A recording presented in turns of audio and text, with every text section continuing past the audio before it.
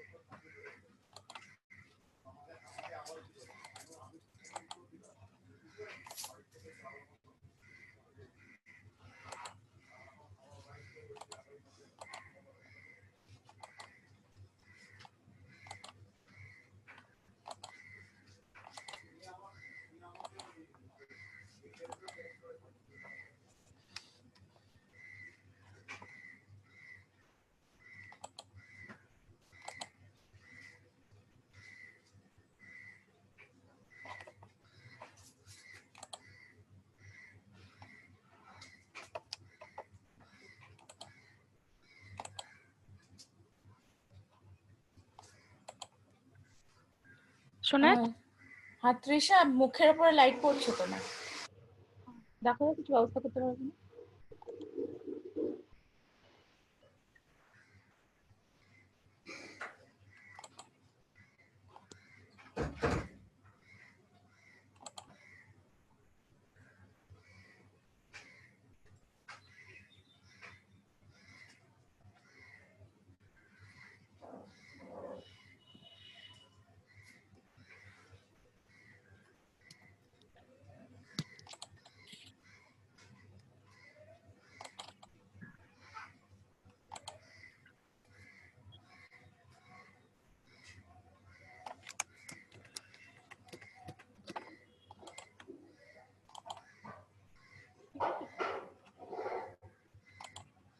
হ্যাঁ এবার ঠিক আছে, আমি লাইভটা অন করছি। হ্যাঁ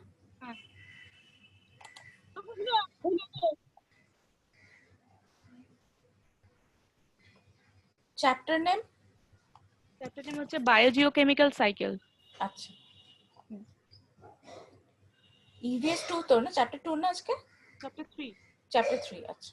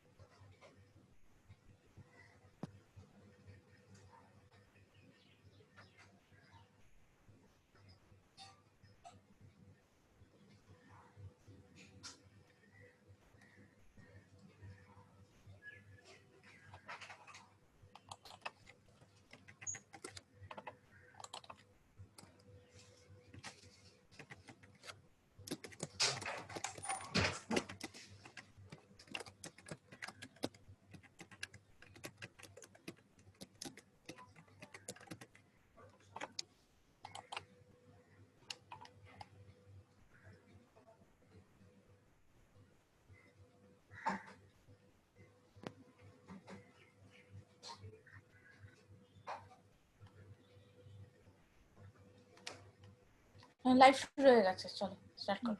ওকে, এক্সেলেন্ট।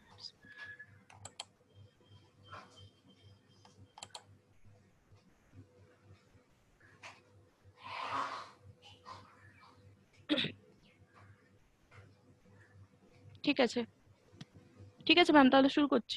হ্যাঁ হ্যাঁ শুরু করো। Okay, ঠিক আছে। গুড মর্নিং সবাইকে। আচ্ছা, কে কে আছো আমি একটু দেখি। Morning ma'am. মর্নিং। ওকে, চলো।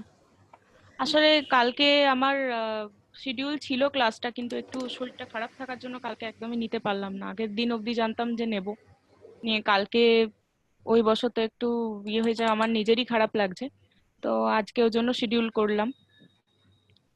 তো ঠিক আছে, চলো আজকে তাহলে ক্লাসটা স্টার্ট করি। হ্যাঁ, তো আজকে যেটা তোমাদের এনভায়রনমেন্টের অলরেডি দুটো চ্যাপ্টার পড়া হয়ে গেছে। হ্যাঁ, তো এবার এটা হচ্ছে লাস্ট চ্যাপ্টার, এই ফার্স্ট মডিউলের অ্যাকচুয়ালি লাস্ট চ্যাপ্টার, সেটা হচ্ছে বায়োজিওকেমিক্যাল সাইকেল। ওকে, তো এটার অ্যাকচুয়ালি বাংলাটা কেউ জানো কি? বাংলাতে এটাকে কি বলে? জৈব রাসায়নিক হ্যাঁ হ্যাঁ, প্রক্রিয়া বা সাইকেল। তো এটার, হ্যাঁ, তো এটার বাংলা হচ্ছে অ্যাকচুয়ালি জৈব ভূ রাসায়নিক চক্র। ঠিক আছে, তো এই যে জৈব ভূ রাসায়নিক চক্র, এইটা বলতে আমরা কি বুঝি? মানে জাস্ট এই নামটা শুনে আমাদের কি মাথায় আসছে? এক একজন করে একটু বলো, আমাকে রেসপন্স দাও। কারণ এগুলো একদম সেই বেসিক লেভেলে, তো একটু ঝালিয়ে নেওয়া দরকার। তো দেখি কার কি মনে আছে একটু। একদম আমাদের সেই 9-10-এর সময় থেকে ছিল এগুলো। তো যদি কারোর মনে থাকে একটু ডিসকাস করা যাক। হ্যাঁ ম্যাম, এটা কি ওই নাইট্রোজেন সংশ্লেষ, যেটা ওই মাটিতে যেটা হচ্ছে? হ্যাঁ, ওটা তো তোমার এটার একটা পার্ট। হ্যাঁ, কিন্তু আমি বলতে চাইছি যে এই ধরো কথাটা আছে না, বায়োজিওকেমিক্যাল সাইকেলস, বা আমরা বাংলায় যে বলছি যে জৈব ভূ রাসায়নিক চক্র। তো এই ওয়ার্ডটার মধ্যে দিয়ে আমরা কি বুঝতে পারছি? মানে কি নিয়ে, কি সংক্রান্ত পড়াশোনা? নাইট্রোজেন সংশ্লেষ সেটা তো একটা এটার পার্টই অবশ্যই। বলবো? হ্যাঁ, কে বলছো? স্বরূপ বলছিলাম। হ্যাঁ হ্যাঁ, বলো সরু। এখানে যে বায়ো জিওকেমিক্যাল, এখানে বায়ো হ্যাঁ মিন্স ভূ জৈব প্রক্রিয়া, যেমন মাটিতে ওই যে সমস্ত ডিকম্পোজার গুলো আছে হুম হুম, সেগুলো কোনো কিছুকে ডিকম্পোজ করবে আর সিম্পল ফর্মটা মাটির সঙ্গে মিশিয়ে দেবে। ওকে। কেমিক্যাল যেমন এখানে কোনো, যেমন সয়েল, তাকে হুম হয়তো ওই যে ওয়েদারিং ঘটছে হুম হুম কেমিক্যাল প্রসেসের মাধ্যমে, সেটাকে আমরা যদি বলি কেমিক্যাল প্রসেস। হুম আর জিওলজিক্যাল প্রসেসটা হয়তো যেমন ফসিল, হুম সেটা দীর্ঘকাল ধরে মাটির সঙ্গে চাপা পড়ে আছে, বা হুম। সেই প্রসেস, সেই সমস্ত একসঙ্গে প্রক্রিয়াগুলো যখন ঘটছে তখন তাকে বায়ো কেমিক্যাল সাইকেল বলা হচ্ছে। আচ্ছা আচ্ছা, ঠিক আছে। আর কেউ? ম্যাম, এটা একটা বায়োলজিক্যাল এবং জিওলজিক্যাল এবং কেমিক্যাল প্রসেস, যেটার মাধ্যমে আমরা আমাদের যে এয়ারে যে উপাদানগুলো আছে, হুম নাইট্রোজেন, হুম। অক্সিজেন, কার্বন, এছাড়া আর যেগুলো আছে সালফার, ফসফরাস, সেগুলো একটা সাইকেল প্রসেসের মাধ্যমে কিভাবে কাজ করছে সেটার একটা পর্যায় বা প্রসেস। হ্যাঁ, এটা একটা ঠিকই বলেছো। মোটামুটি ঠিকই আছে। আর আর আর কে আছে? আর কেউ কিছু?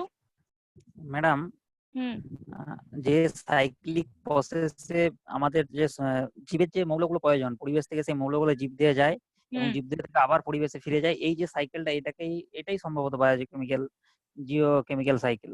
হ্যাঁ, ঠিক আছে, গুড। আচ্ছা, আমি এবার মেন কনসেপ্টটাতে আসছি। হুম, ওকে। তো বায়োজিওকেমিক্যাল, দেখো এই যে ওয়ার্ডটা রয়েছে বায়োজিওকেমিক্যাল, আমি একদম বেসিক জিনিস থেকে যাচ্ছি। তাহলে এটার বাংলা আমরা জানলাম যে জৈব ভূ রাসায়নিক চক্র, তাই তো?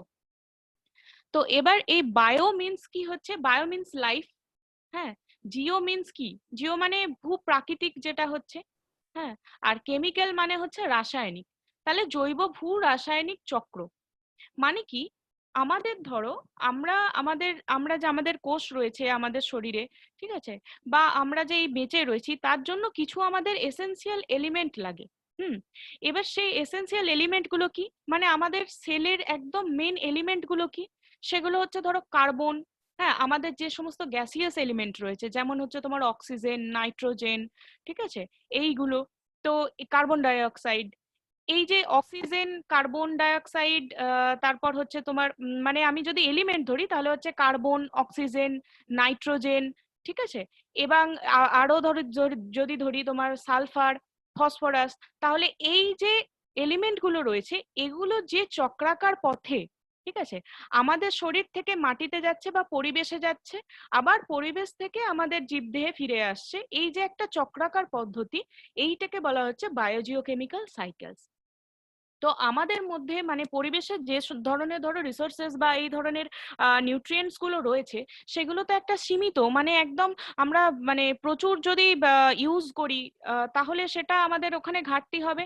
আবার যদি আমাদের শরীর থেকে যদি আমাদের বা আমাদের জীবদেহ থেকে যদি আমাদের পরিবেশে না যায়, তাহলে সেটা আমাদের পরিবেশের পক্ষেও সেটা খারাপ বা আমাদের জীবদেহের পক্ষেও সেটা খারাপ।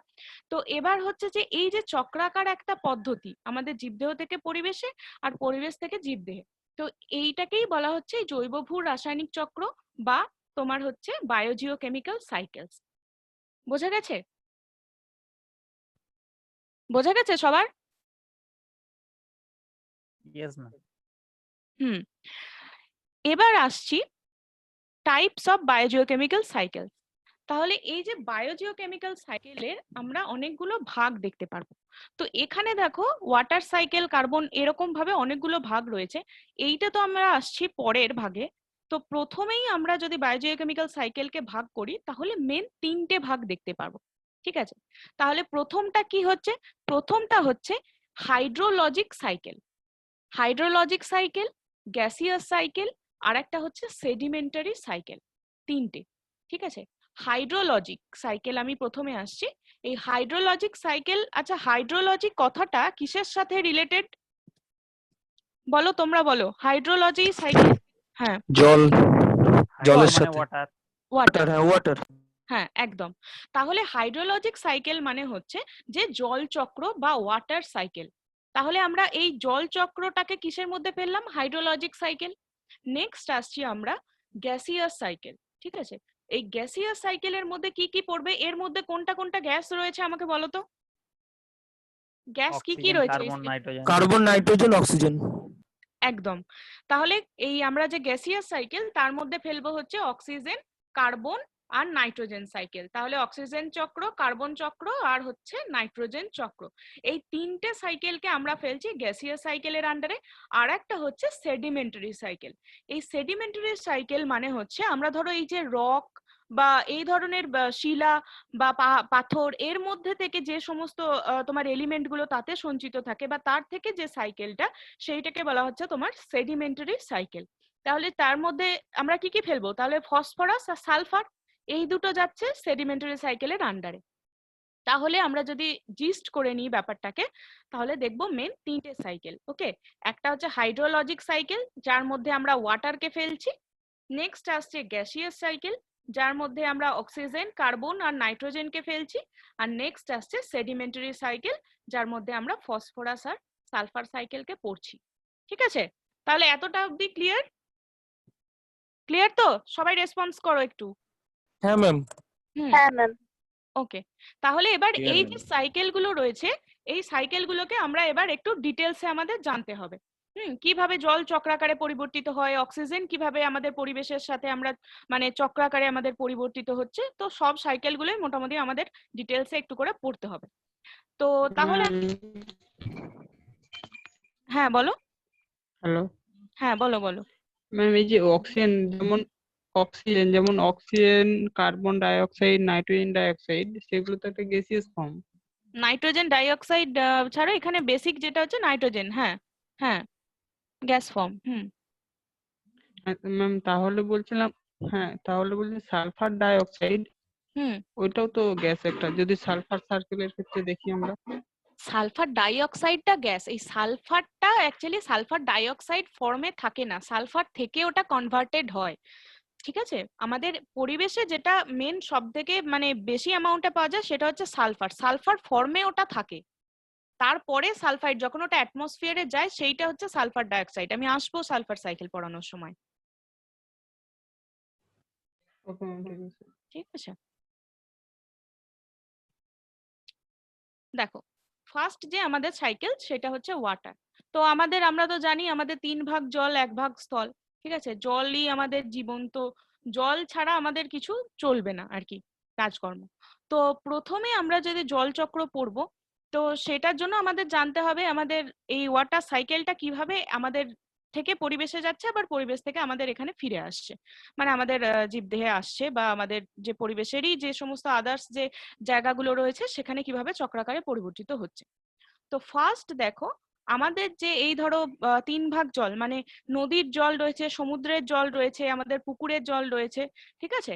তো সেইখানে ধরো গ্রীষ্মকাল বা এমনি যে সানলাইট পড়ছে সেই জলগুলোতে, তাহলে সেই জলগুলোতে যখন সানলাইট পড়ছে সেই জলটা বা তার ওপরের যে এইখানের এয়ারটা রয়েছে সেইটা তো হিট হচ্ছে, ঠিক আছে?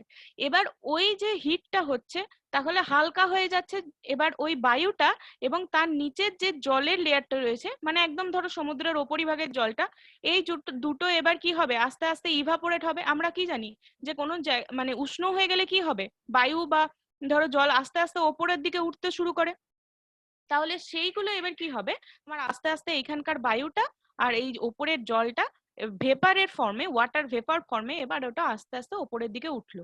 এবার সেইটাকেই হচ্ছে ইভাপোরেশন, বা যেটাকে বাংলায় বলা হয় বাষ্পীভবন। তো এবার কি হচ্ছে, আস্তে আস্তে ওপরে উঠছে, ওপরে গিয়ে কি হচ্ছে, ওটা ঘনীভূত হচ্ছে। মানে জলটা ধরো আস্তে আস্তে গিয়ে কি হবে, যখন হিটটা নিয়ে উপরে উঠছে আস্তে আস্তে অতটা যাওয়ার পরে কি হবে, ওটা আস্তে আস্তে হিটটাকে রিলিজ করবে, ফলে ঠান্ডা হবে, ভারী হবে, এবং এখানে কি হবে, মেঘের আকারে এটা ঘনীভূত হবে, ঠিক আছে? মানে এটার নামটা হচ্ছে কনডেনসেশন। ঘনীভূত হলো, এবার আস্তে আস্তে আস্তে আস্তে এটা কি হচ্ছে না, ছোট ছোট ওয়াটার ড্রপলেট এখানে জমা হচ্ছে। আর এই দিকে দেখবে আমরা কি হয়, আমাদের যে সমস্ত পরিবেশে গাছপালা রয়েছে তারা কিভাবে জলটা বাতাসে মানে ছাড়ে বলতো, কি প্রক্রিয়ায় ছাড়ে? বাষ্পমোচন। রেসপিরেশনের মাধ্যমে জল তো ছাড়ে না। বাষ্পমোচনের সাহায্যে ট্রান্সপিরেশন। এভাপোরেশন। হ্যাঁ, ইভাপোরেশনটারই এটাও এক টাইপের ইভাপোরেশন, কিন্তু এটাকে যে নামটা দেওয়া হয় সেটা হচ্ছে বাষ্পমোচন, ট্রান্সপিরেশন। একদম। তাহলে এই যে সবুজ উদ্ভিদ কি করছে, মাটি থেকে জলটা নিচ্ছে, এবার এই জলটা নেওয়ার ফলে ওর যা সমস্ত শরীরে যে সমস্ত কাজকর্ম রয়েছে জাইলেম ফ্লোয়েমের মাধ্যমে গোটা দেহে যাচ্ছে, জল সংবহন তন্ত্রের মাধ্যমে যাচ্ছে, সব কিছু কাজকর্ম হলো, নিয়ে তারপর এবার যে এক্সট্রা জলটা, ওদের অতিরিক্ত যে জলটা, সেটা ওরা কি করছে না, পাতার স্ট্রোমাটা রয়েছে সেই স্ট্রোমাটা দিয়ে ওরা কি করছে, বাইরে বার করে দিচ্ছে, মানে বাতাসে ওটা বার করে দিচ্ছে। তো এবার সেই ট্রান্সপিরেশনের ফলে যে জলটা জমলো সেটাও যাচ্ছে, ঠিক আছে? এবার সেটা ওয়াটার ভেপার ফর্মে গিয়ে কি হচ্ছে, এখানে কনডেনসেশন হচ্ছে, ঘনীভূত হচ্ছে। এবার কনডেনসেশন হওয়ার পরে ধরো ছোট ছোট ছোট ছোট এখানে জলবিন্দু অনেক জমা হলো, আস্তে আস্তে ওই ছোট বিন্দুগুলো জমা হতে হতে অনেক বড় বিন্দু হলো, নিয়ে এই যে আমাদের এখন দেখছি এখানে যে বর্ষাকালে মেঘ জমছে, তাহলে এখানে তো তোমার প্রচুর পরিমাণে কনডেনসেশন হয়েছে, ঠিক আছে? একটা জায়গায় মেঘ করে এলো, ফলে সেখানে কি প্রচুর ওয়াটার কি বলে ওগুলোকে, ড্রপলেট জমা হয়েছে। তারপর এবার কি হচ্ছে, আস্তে আস্তে ওটা ঘনীভূত হয়ে কি হবে, প্রেসিপিটেশন, মানে অধঃক্ষেপিত হবে, অধঃক্ষেপণ আকারে বৃষ্টি আকারে পড়বে, ঠিক আছে? বৃষ্টি আকারে সব জায়গায় পড়লো, বৃষ্টি আকারে পড়ার ফলে কি হচ্ছে, এবার ধরো আমাদের এখানে যে সমস্ত এমনি আমাদের সারফেসে যে জলটা পড়বে সেটা আস্তে আস্তে মাটিতে যতটা পরিমাণ তোমার শোষিত হবে হবে, মানে গ্রাউন্ড ওয়াটার হিসেবে, আর বাকিটা কি হবে, এক্সট্রা জলগুলো সব নালা, সব নদীর আকারে গিয়ে কিছুটা সাগরে জমা হবে, বা নালা দিয়ে গিয়ে পুকুরে জমা হবে, নদীতে জমা হবে। তো এইভাবে কি হচ্ছে, সারফেস রান অফ, মানে হচ্ছে কি, মানে এই যে যেটা বললাম গ্রাউন্ড ওয়াটারে কিছুটা আমাদের জল জমা হবে, আর বাকিটা তোমার এক্সেস ওয়াটারটা নদী নালা দিয়ে বয়ে গিয়ে আবার সেই এই যে ওসিয়ানে যাচ্ছে, লেকে যাচ্ছে, নদীতে বা পুকুরে যাচ্ছে, নিয়ে আবার সেই ইভাপোরেট হবে। তাহলে এই যে একটা সাইক্লিক্যাল প্রসেস, প্রথমে জলটা হিট হয়ে উপরে যাচ্ছে, তারপর সেটা কনডেন্সড হচ্ছে, কনডেনসেশন হয়ে তারপর কি হচ্ছে, ওটা প্রেসিপিটেশন বা অধঃক্ষেপণ আকারে বৃষ্টি আকারে পড়ছে, নিয়ে সেটা আবার এক্সেস ওয়াটারটা যাচ্ছে কি নদী সমুদ্র পুকুরে যাচ্ছে, সেখান থেকে আবার ইভাপোরেট হচ্ছে। এই যে একটা তোমার সাইক্লিক্যাল প্রসেস, এইটাকেই বলা হচ্ছে ওয়াটার সাইকেল। এর ফলে কি হচ্ছে, আমাদের পরিবেশে যে জলের ভারসাম্য সেটা রক্ষা হচ্ছে, এবার এক্সেস যখন ধরো বৃষ্টি হয়ে গেল তখন অনেক সময় ফ্লাড হয়ে গেল, ঠিক আছে, সেগুলো হতে পারে, বাট নর্মাল কন্ডিশনে এই ওয়াটার সাইকেলটা কিন্তু চলতে থাকে এবং এভাবেই কিন্তু আমাদের জলের যে ভারসাম্য সেইটা হচ্ছে কি রক্ষা পাচ্ছে। তো ওয়াটার সাইকেলটা বোঝা গেছে পুরোপুরি? হ্যাঁ ম্যাম। হ্যাঁ ম্যাম। কারোর কোনো জায়গায় অসুবিধা থাকলে বলো, বা কিছু প্রশ্ন থাকলে। আচ্ছা ম্যাডাম, ওই গাছের যে একটা প্রচ্ছেদন যেটাকে বলে ওটা তাহলে কি ছিল? প্রচ্ছেদন, প্রচ্ছেদন তো আলাদা জিনিস, প্রচ্ছেদন বাষ্পমোচন তো নয়। প্রচ্ছেদনের ইংলিশটা কি আমার ঠিক এখন মনে পড়ছে না টার্মটা। ওটাই ঘেটে ফেলেছি। তাহলে আমারও প্রচ্ছেদনের ম্যাম বাষ্পমোচন তো হচ্ছে ট্রান্সপিরেশন, প্রচ্ছেদন ঠিক আছে, এখানে ট্রান্সপিরেশন কাজ করছে তাই? প্রচ্ছেদনটা মনে হচ্ছে সেই মনে আছে কারোর ইংলিশ সেই ভোরবেলা শীতকালে যে এই শীতকালে সেই টমেটো গাছ থেকে যে হালকা করে মানে একটা জল বেরিয়ে যায় না, সেটাই মনে হয় প্রচ্ছেদন। কুয়াশা বলে না? প্রচ্ছেদন আমার যতটা মনে হয় যে ওই মানে ওয়াটারের যে একটা টান সৃষ্টি হয় সেইটা আমার মনে হয় প্রচ্ছেদন, তাই না? যাই হোক, ওটা একবার আমাকে ইংলিশটা জেনে তারপর বলতে হবে। যেটা কি ডিউ বলছে ওটা নাকি? হ্যাঁ, কি বলছো? হ্যালো, ওটা হলো পার্সপিরেশন। পার্সপিরেশন, প্রচ্ছেদন, পার্সপিরেশন মনে হয় আমার ওই জলের টান। যাই হোক, প্রচ্ছেদন জিনিসটা আমার আপাতত এখন খেয়াল পড়ছে না কি জিনিস। তো এইটা হচ্ছে ট্রান্সপিরেশন, ঠিক আছে, ট্রান্সপিরেশন এইটা হচ্ছে বাষ্পমোচন। ওটাকে কিন্তু হুম, মাধ্যমেও প্রচ্ছেদন বা বাষ্পমোচন হতে পারে। ট্রান্সপিরেশনের মাধ্যমে জলটা যায়, এক্সেস ওয়াটারটা রিলিজ হয়, তাই তো? হ্যালো, হ্যাঁ, আমি প্রচ্ছেদনের বাংলাটা আমি উইকিপিডিয়ায় সার্চ করেছি, তা আচ্ছা, সেখানে দেখা যাচ্ছে মূল হুম, প্রচ্ছেদন ইংলিশ হলো ট্রান্সপিরেশন, হচ্ছে শারীরতাত্ত্বিক প্রক্রিয়া যার মাধ্যমে উদ্ভিদের পাতা ও অন্যান্য বায়বীয় অঙ্গ হতে জল বাষ্পাকারে বের হয়ে যায়। প্রচ্ছেদনের ইংলিশ তোমার ট্রান্সপিরেশন দিচ্ছে? ট্রান্সপিরেশন দিচ্ছে এখানে আবার। তাহলে বাষ্পমোচনেরই আরেকটা বাংলা মনে হয় প্রচ্ছেদন। যাই হোক, এটা নিয়ে আমি ক্ল্যারিফাই এখনই করতে পারছি না, আমি নিজে হ্যাঁ, অঞ্জন দা মনে হয় কিছু বলবে। হ্যালো, অঞ্জন দ্বারা এখন ওই তো আছে অঞ্জন, হ্যাঁ কিছু বলছে। হ্যাঁ, বলছি যে পার্সপিরেশন যেটা মানে আমাদের মানুষের, সেটা ট্রান্সপিরেশন হচ্ছে প্ল্যান্টে, মানে প্রচ্ছেদনটাই হচ্ছে পার্সপিরেশন, transpiration। প্রচ্ছেদন। হ্যাঁ, ওই মানে প্রচ্ছেদন মানে ঘামে আর কি, মানে উদ্ভিদের শরীর থেকে জল বেরিয়ে যাওয়া। আচ্ছা, সেটা তো উদ্ভিদের শরীর থেকে যে জল বেরিয়ে যায় সেটা তো হচ্ছে ট্রান্সপিরেশন, আমাদের যেটা সেটা পার্সপিরেশন। হ্যাঁ, আমাদের ক্ষেত্রে সেটা পার্সপিরেশন। আচ্ছা, সেটা আচ্ছা, প্রচ্ছেদন টার্মটা তো খুবই কমন টার্ম। প্রচ্ছেদন টার্মটা মানে ঘেমে যাওয়ারই ওই হচ্ছে প্রচ্ছেদন, মানে যদি আমরা ভালো বাংলায় বলি। কি ভুল বলছি? আচ্ছা, মানে মোট কথা আমরা করলে পার্সপিরেশন, গাছ করলে ট্রান্সপিরেশন, এই তো? হ্যাঁ, মানে ওই বলে না 99% পার্সপিরেশন আর 1% ইন্সপিরেশন।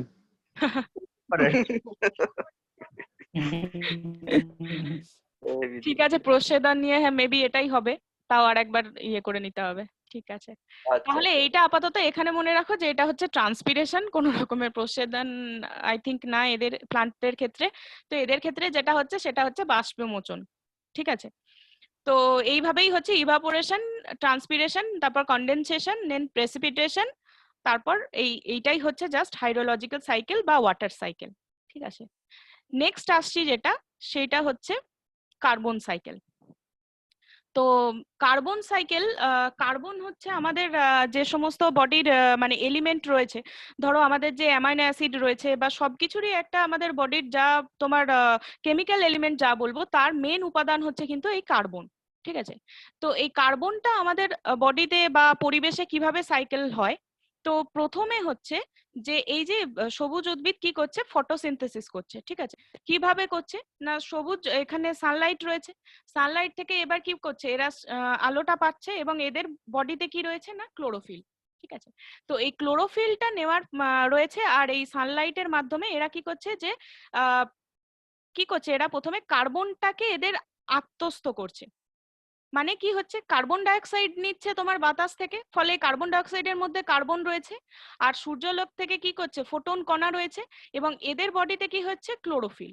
তাহলে এই কার্বনটাকে কি করছে না সবুজ উদ্ভিদ নিজেদের শরীরে প্রথমে আত্মস্থ করছে, যেটাকে বলা হয় আত্তীকরণ বা অ্যাসিমিলেশন। নিয়ে এবার এটা তোমার যে সালোক সংশ্লেষের প্রসেস আছে সেখানে দেখবে প্রথম যে এদের উৎপাদিত যৌগ সেটা হচ্ছে ফসফোগ্লিসারিক অ্যাসিড। যাই হোক, নিয়ে এবার তোমার এদের যে সালোক সংশ্লেষের ফলে যে উৎপন্ন যৌগ ফার্স্ট, সেইটা হচ্ছে গ্লুকোজ, C6H12O6। তার মানে এরা কার্বন জাতীয় কোনো যৌগ তৈরি করলো। তারপর এবার যখন ধরো এই গাছটা মারা যাচ্ছে, তখন কি হচ্ছে, এই যে সমস্ত এদের যে মৌলগুলো রয়েছে সেগুলো মাটিতে যাচ্ছে। মাটির ফলে কি হচ্ছে, এই যে ডিকেইং অর্গানিজম গুলো রয়েছে, ডেড অর্গানিজম গুলো, সেগুলো কি করছে, আবার ওটাকে পুরো ভেঙে দিচ্ছে, সাইকেলটাকে মানে তোমার অর্গানিজমটাকে ভেঙে দিচ্ছে, ফলে কার্বনটা মাটিতে যাচ্ছে। এছাড়া এখানে ধরো অ্যানিম্যাল রেসপিরেশন করছে, প্রাণীরা যখন শ্বসন করে বা শ্বাসকার্য প্রক্রিয়া চালায়, তার ফলে কি করছে, বাতাসে তোমার অক্সিজেনটাকে, এই কার্বন ডাইঅক্সাইড ছেড়ে দিচ্ছে আর অক্সিজেন নিচ্ছে। আবার সবুজ উদ্ভিদ যখন তোমার শ্বাসকার্য চালাচ্ছে, তখনও ওরা কার্বন ডাইঅক্সাইড কিন্তু বাতাসে ছেড়ে দিচ্ছে। ঠিক আছে, এবার ধরো কোনো ফসিল ফুয়েল বা ধরো জীবাশ্ম জ্বালানি যেগুলো রয়েছে সেগুলো যখন বার্নিং হচ্ছে, তখন কিন্তু সেগুলো আবার কার্বন ডাইঅক্সাইড ছাড়ছে, সেটাও মাটিতে যাচ্ছে। আবার ধরো এই যে ডেড অর্গানিক মেটেরিয়াল মানে অর্গানিজম গুলো যখন ডিকম্পোজ করছে, সেইটার সময়ও কিন্তু কার্বন ডাইঅক্সাইড কিছু পরিমাণে রিলিজ হচ্ছে। বোঝা গেছে? তাহলে এই কার্বনটা মাটিতে থাকছে, এবার এই কার্বন ডাইঅক্সাইডটা কোথায় যাচ্ছে, আমাদের অ্যাটমসফিয়ারে যাচ্ছে। আর কিছু কিছু ধরো এই যে ফ্যাক্টরি রয়েছে, এই ফ্যাক্টরির যে এমিশন হয়, মানে এদের যে সমস্ত মানে এখানে যে দহন হয়, ঠিক আছে, কম্বাসন হয় কিছু কিছু প্রক্রিয়ায়, তো শিল্পাঞ্চলে, তো তার ফলেও কিন্তু বাতাসে কার্বন ডাইঅক্সাইডটা যাচ্ছে। তো মানে কার্বন ডাইঅক্সাইড বাতাসে দেওয়ার কিন্তু মানে অনেক জায়গা থেকে কার্বন ডাইঅক্সাইডটা বাতাসে যায়, কিন্তু একমাত্র আমরা কেউই কার্বন ডাইঅক্সাইডটাকে ডিরেক্টলি নিতে পারি না।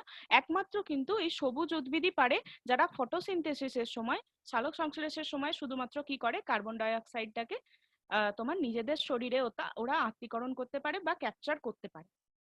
তাহলে এইভাবেই সাইকেলটা যাচ্ছে।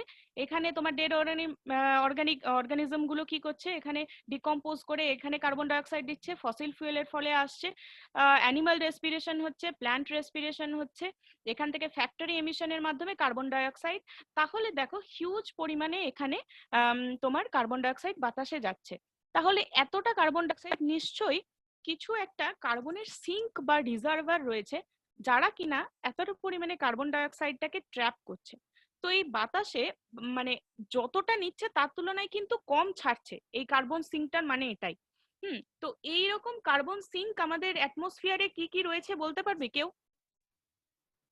মানে অ্যাটমসফিয়ার না, আমাদের এই হ্যাঁ হ্যাঁ, এটা তো কে মডিউল দেখে নিশ্চয়ই বলছে। ম্যাম প্ল্যান্ট হবে না? হ্যাঁ মডিউল দেখে না, আমি নিজে জিজ্ঞেস করছি, কেউ যদি জেনে থাকে। ম্যাম প্ল্যান্ট হতে পারে তো? হ্যাঁ প্ল্যান্টই আর কি, ওই মানে গ্রিন ভেজিটেশন আর কি। ভেজিটেশন মানে হচ্ছে প্ল্যান্টরা, ঠিক আছে, যারা সবুজ উদ্ভিদ থাকবে তারাই একমাত্র এই কার্বন সিঙ্কের কাজ করবে। আর হচ্ছে ওশিয়ানের মধ্যেও বিভিন্ন রকমের প্ল্যান্ট থাকে, ফাইটোপ্ল্যাঙ্কটন এই সমস্ত থাকে, তারাও হচ্ছে কার্বন ডাইঅক্সাইডকে বা তোমার কি হয় না, এই মানে সমুদ্রের জলে কি হয় না, বাইকার্বনেট ফর্মে এই কার্বন ডাইঅক্সাইডটা সমুদ্রের জলে সঞ্চিত থাকে। ঠিক আছে, তার মানে দুটো কার্বন রিজার্ভার বা কার্বন সিঙ্ক যেটা রয়েছে আমাদের পরিবেশে রয়েছে, সেটা মেইনলি হচ্ছে ভেজিটেশন আর একটা হচ্ছে ওশিয়ান। এইভাবেই হচ্ছে কি কার্বন সাইকেলটা আমাদের বজায় থাকছে বা কার্বন চক্রটা মেনটেন হচ্ছে। বোঝা গেছে?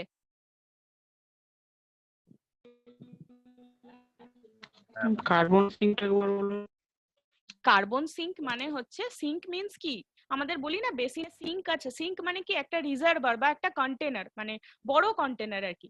কি করছে, তো এইখানে পরিবেশে কার্বন সিঙ্ক মানে হচ্ছে যারা তোমার মানে কার্বন ডাইঅক্সাইডটাকে ট্র্যাপ করছে বা রাখছে, তার তুলনায় কিন্তু কম পরিমাণে বাতাসে এমিশন করছে।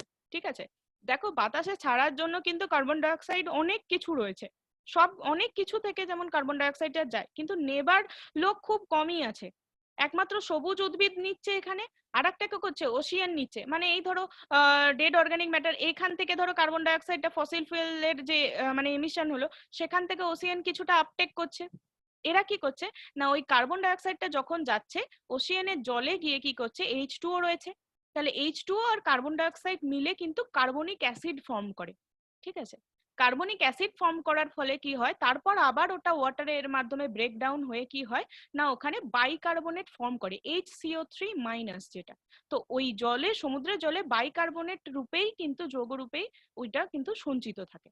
ঠিক আছে, আর এমনি তো প্ল্যান্ট তোমার ডিরেক্টলি ট্র্যাপ করছে কার্বন ডাইঅক্সাইডটা বাতাস থেকে, আর কেউ কারোর কিন্তু ক্ষমতা নেই যে এই কার্বন ডাইঅক্সাইডটাকে ডিরেক্টলি এইভাবে নেবে। বোঝা গেছে?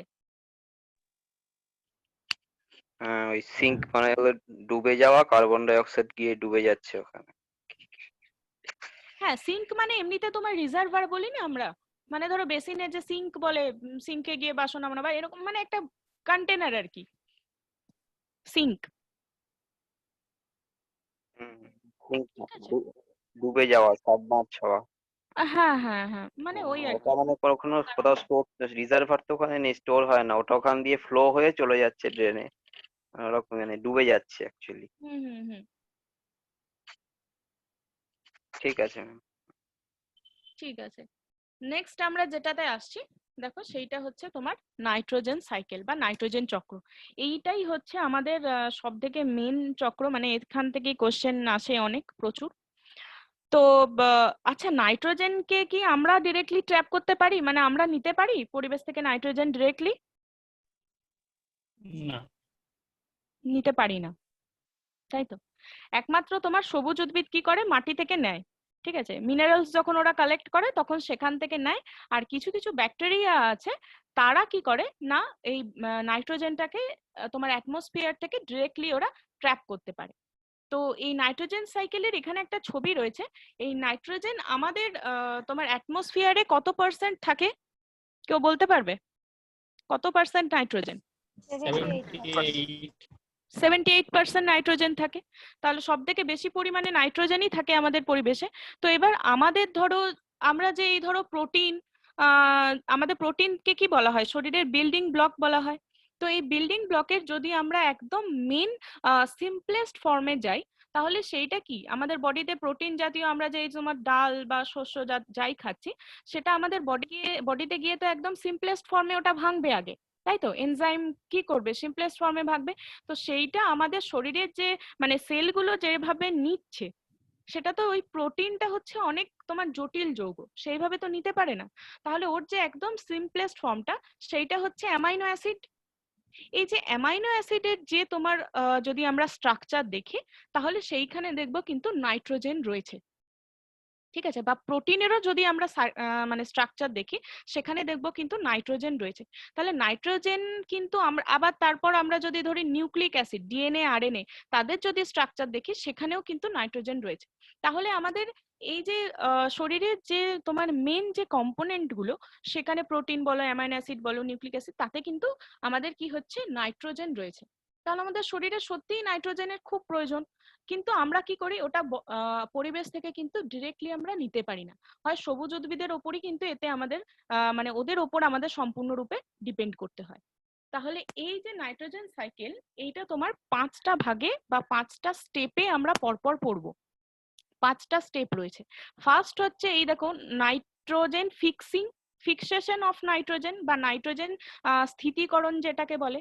ঠিক আছে, তারপর আসবে যেটা হচ্ছে সেটা হচ্ছে অ্যামোনিফিকেশন, এখানে দেওয়া নেই। দেন হবে তোমার নাইট্রিফিকেশন, তারপর হবে কি অ্যাসিমিলেশন, তারপর হবে ডিনাইট্রিফিকেশন। এইভাবে এই 5টা স্টেপে কিন্তু এই নাইট্রোজেন সাইকেলটা পরপর ঘুরছে। ঠিক আছে, তাহলে আমি এবার আসছি যে ফার্স্ট স্টেপ সেইটা হচ্ছে তোমার নাইট্রোজেন ফিক্সেশন বা নাইট্রোজেন স্থিতিবদ্ধকরণ বা স্থিতিকরণ। ঠিক আছে, এই স্টেপটাই কি হচ্ছে এই যে তোমার নাইট্রোজেন গ্যাস বাতাসে কি মুক্তভাবে থাকে, ফ্রিলি থাকে। এই নাইট্রোজেন দুটো অ্যাটম মানে এই যে নাইট্রোজেন গ্যাসটা এটা হচ্ছে খুব স্টেবল। আচ্ছা, কি কারণে স্টেবল নাইট্রোজেন বলতে পারবে? মানে দুটো নাইট্রোজেন অ্যাটমের মধ্যে কটা বন্ড থাকে? একটু কেমিস্ট্রিতে যাচ্ছি। Double bond. নাইট্রোজেনে কি ডাবল বন্ড থাকে? ট্রিপল বন্ড থাকে ম্যাডাম। হ্যাঁ, নাইট্রোজেনের হচ্ছে ট্রিপল বন্ড থাকে, ঠিক আছে, খুব স্টেবল, ওটা কোভ্যালেন্ট বন্ড। তো নাইট্রোজেন ভীষণ স্টেবল। এই যে এদের মধ্যে যে বন্ডটা, এই বন্ডটাকে ব্রেক করতে কিন্তু প্রচন্ড পরিমাণে শক্তি বা এনার্জির দরকার হয়, ঠিক আছে। তো এবার এই যে নাইট্রোজেন ফিক্সেশন কাকে বলছে? যখন নাইট্রোজেনটা আমরা এই মুক্ত থেকে এটা কি হবে, কোনো যৌগতে কনভার্ট হবে। সে যৌগটা কি? অ্যামোনিয়া বা অ্যামোনিয়াম আয়ন, অর ডিরেক্টলি এই নাইট্রোজেনটা থেকে নাইট্রেটে কনভার্ট হবে। এই টোটালটাকে বলা হচ্ছে নাইট্রোজেন ফিক্সেশন। মানে আমরা এই নাইট্রোজেনটাকে যে মানে বাতাস থেকে নিচ্ছি, সেইটাকে এই শুধু ফ্রি ফর্মে এটা থেকে যাবে না, এটা কোনো যৌগতে কনভার্ট হবে, ঠিক আছে। তো এই নাইট্রোজেন ফিক্সেশনটা না দুভাবে হয়। এখানে আমি একটা ভাগে দেখিয়েছি, নেক্সট মানে সেকেন্ডে আমি এটা আসছি। ফার্স্টে একটু শোনো। তো আমাদের এটা হচ্ছে একটা তোমার মানে কেমিক্যাল প্রসেস, যেটা হচ্ছে আমাদের ধরো যখন বজ্রপাত হয়, লাইটনিং হয়, ঠিক আছে, লাইটনিং এর সময় প্রচন্ড শক্তি ওখানে জেনারেট হয়, তাই তো। তাহলে বিদ্যুৎ স্ফুলিঙ্গের সময় কি হয়, বাতাসের যে মুক্ত নাইট্রোজেন রয়েছে সেইটা কি করছে, আমাদের তোমার বাতাসে তো অক্সিজেন রয়েছে, সেই অক্সিজেনের সাথে মানে জোট বাঁধছে, ঠিক আছে। নিয়ে কি হলো, নাইট্রোজেন প্লাস অক্সিজেন নিয়ে কি হচ্ছে, ওটা নাইট্রাস ডাই অক্সাইড বা নাইট্রিক অক্সাইড যেটাকে বলে NO। এবার ওই NO থেকে আবার ওর সাথে অক্সিজেন যোগ করে কি হবে, সেটা হচ্ছে তোমার NO2, নাইট্রোজেন ডাই অক্সাইড। তারপর ওইটা যখন আবার জলের সাথে যুক্ত হবে, মানে ধরো কোনো সময় বৃষ্টি হচ্ছে বা কিছু, তারপরে ওইটা কিন্তু তোমার HNO3 বা HNO2, নাইট্রিক অক্সাইডে কনভার্ট হবে। এইটা এক টাইপের, কিন্তু এবার সেটা মাটিতে আসছে, মানে অধঃক্ষেপণ আকারে, মানে মাটিতে যখন পড়ছে বৃষ্টির সাথে, সেটা মাটিতে গিয়ে নাইট্রেট যৌগতে ওটা ওইভাবে থাকছে, সেইটা এক ধরনের নাইট্রোজেন ফিক্সেশন, ঠিক আছে। আর এক ধরনের হয়, এইটা হচ্ছে জৈবিক নাইট্রোজেন ফিক্সেশন। যেমন ধরো কিছু টাইপের ব্যাকটেরিয়া রয়েছে বা সায়ানোব্যাকটেরিয়া, যেমন ধরো সায়ানোব্যাকটেরিয়ার কে এক্সাম্পল কি বলবে, আগে পড়ানো হয়েছে, দেখি নাইট্রোজেন ফিক্সেশন করতে পারে এরকম ব্যাকটেরিয়ার নাম।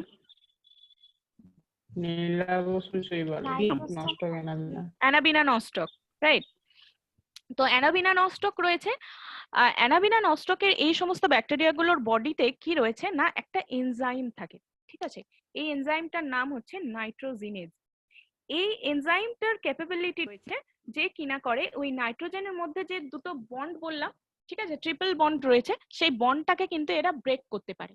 ব্রেক করে কি হচ্ছে, ওটা হাইড্রোজেনের সাথে জমা মানে ইয়ে হচ্ছে, যোগ হচ্ছে, নিয়ে হচ্ছে কি অ্যামোনিয়া তৈরি করছে, H2+N2 নিয়ে 2NH3, যদি আমরা ব্যালেন্স করে দিই তাহলে ওটা হয়ে যাচ্ছে অ্যামোনিয়া।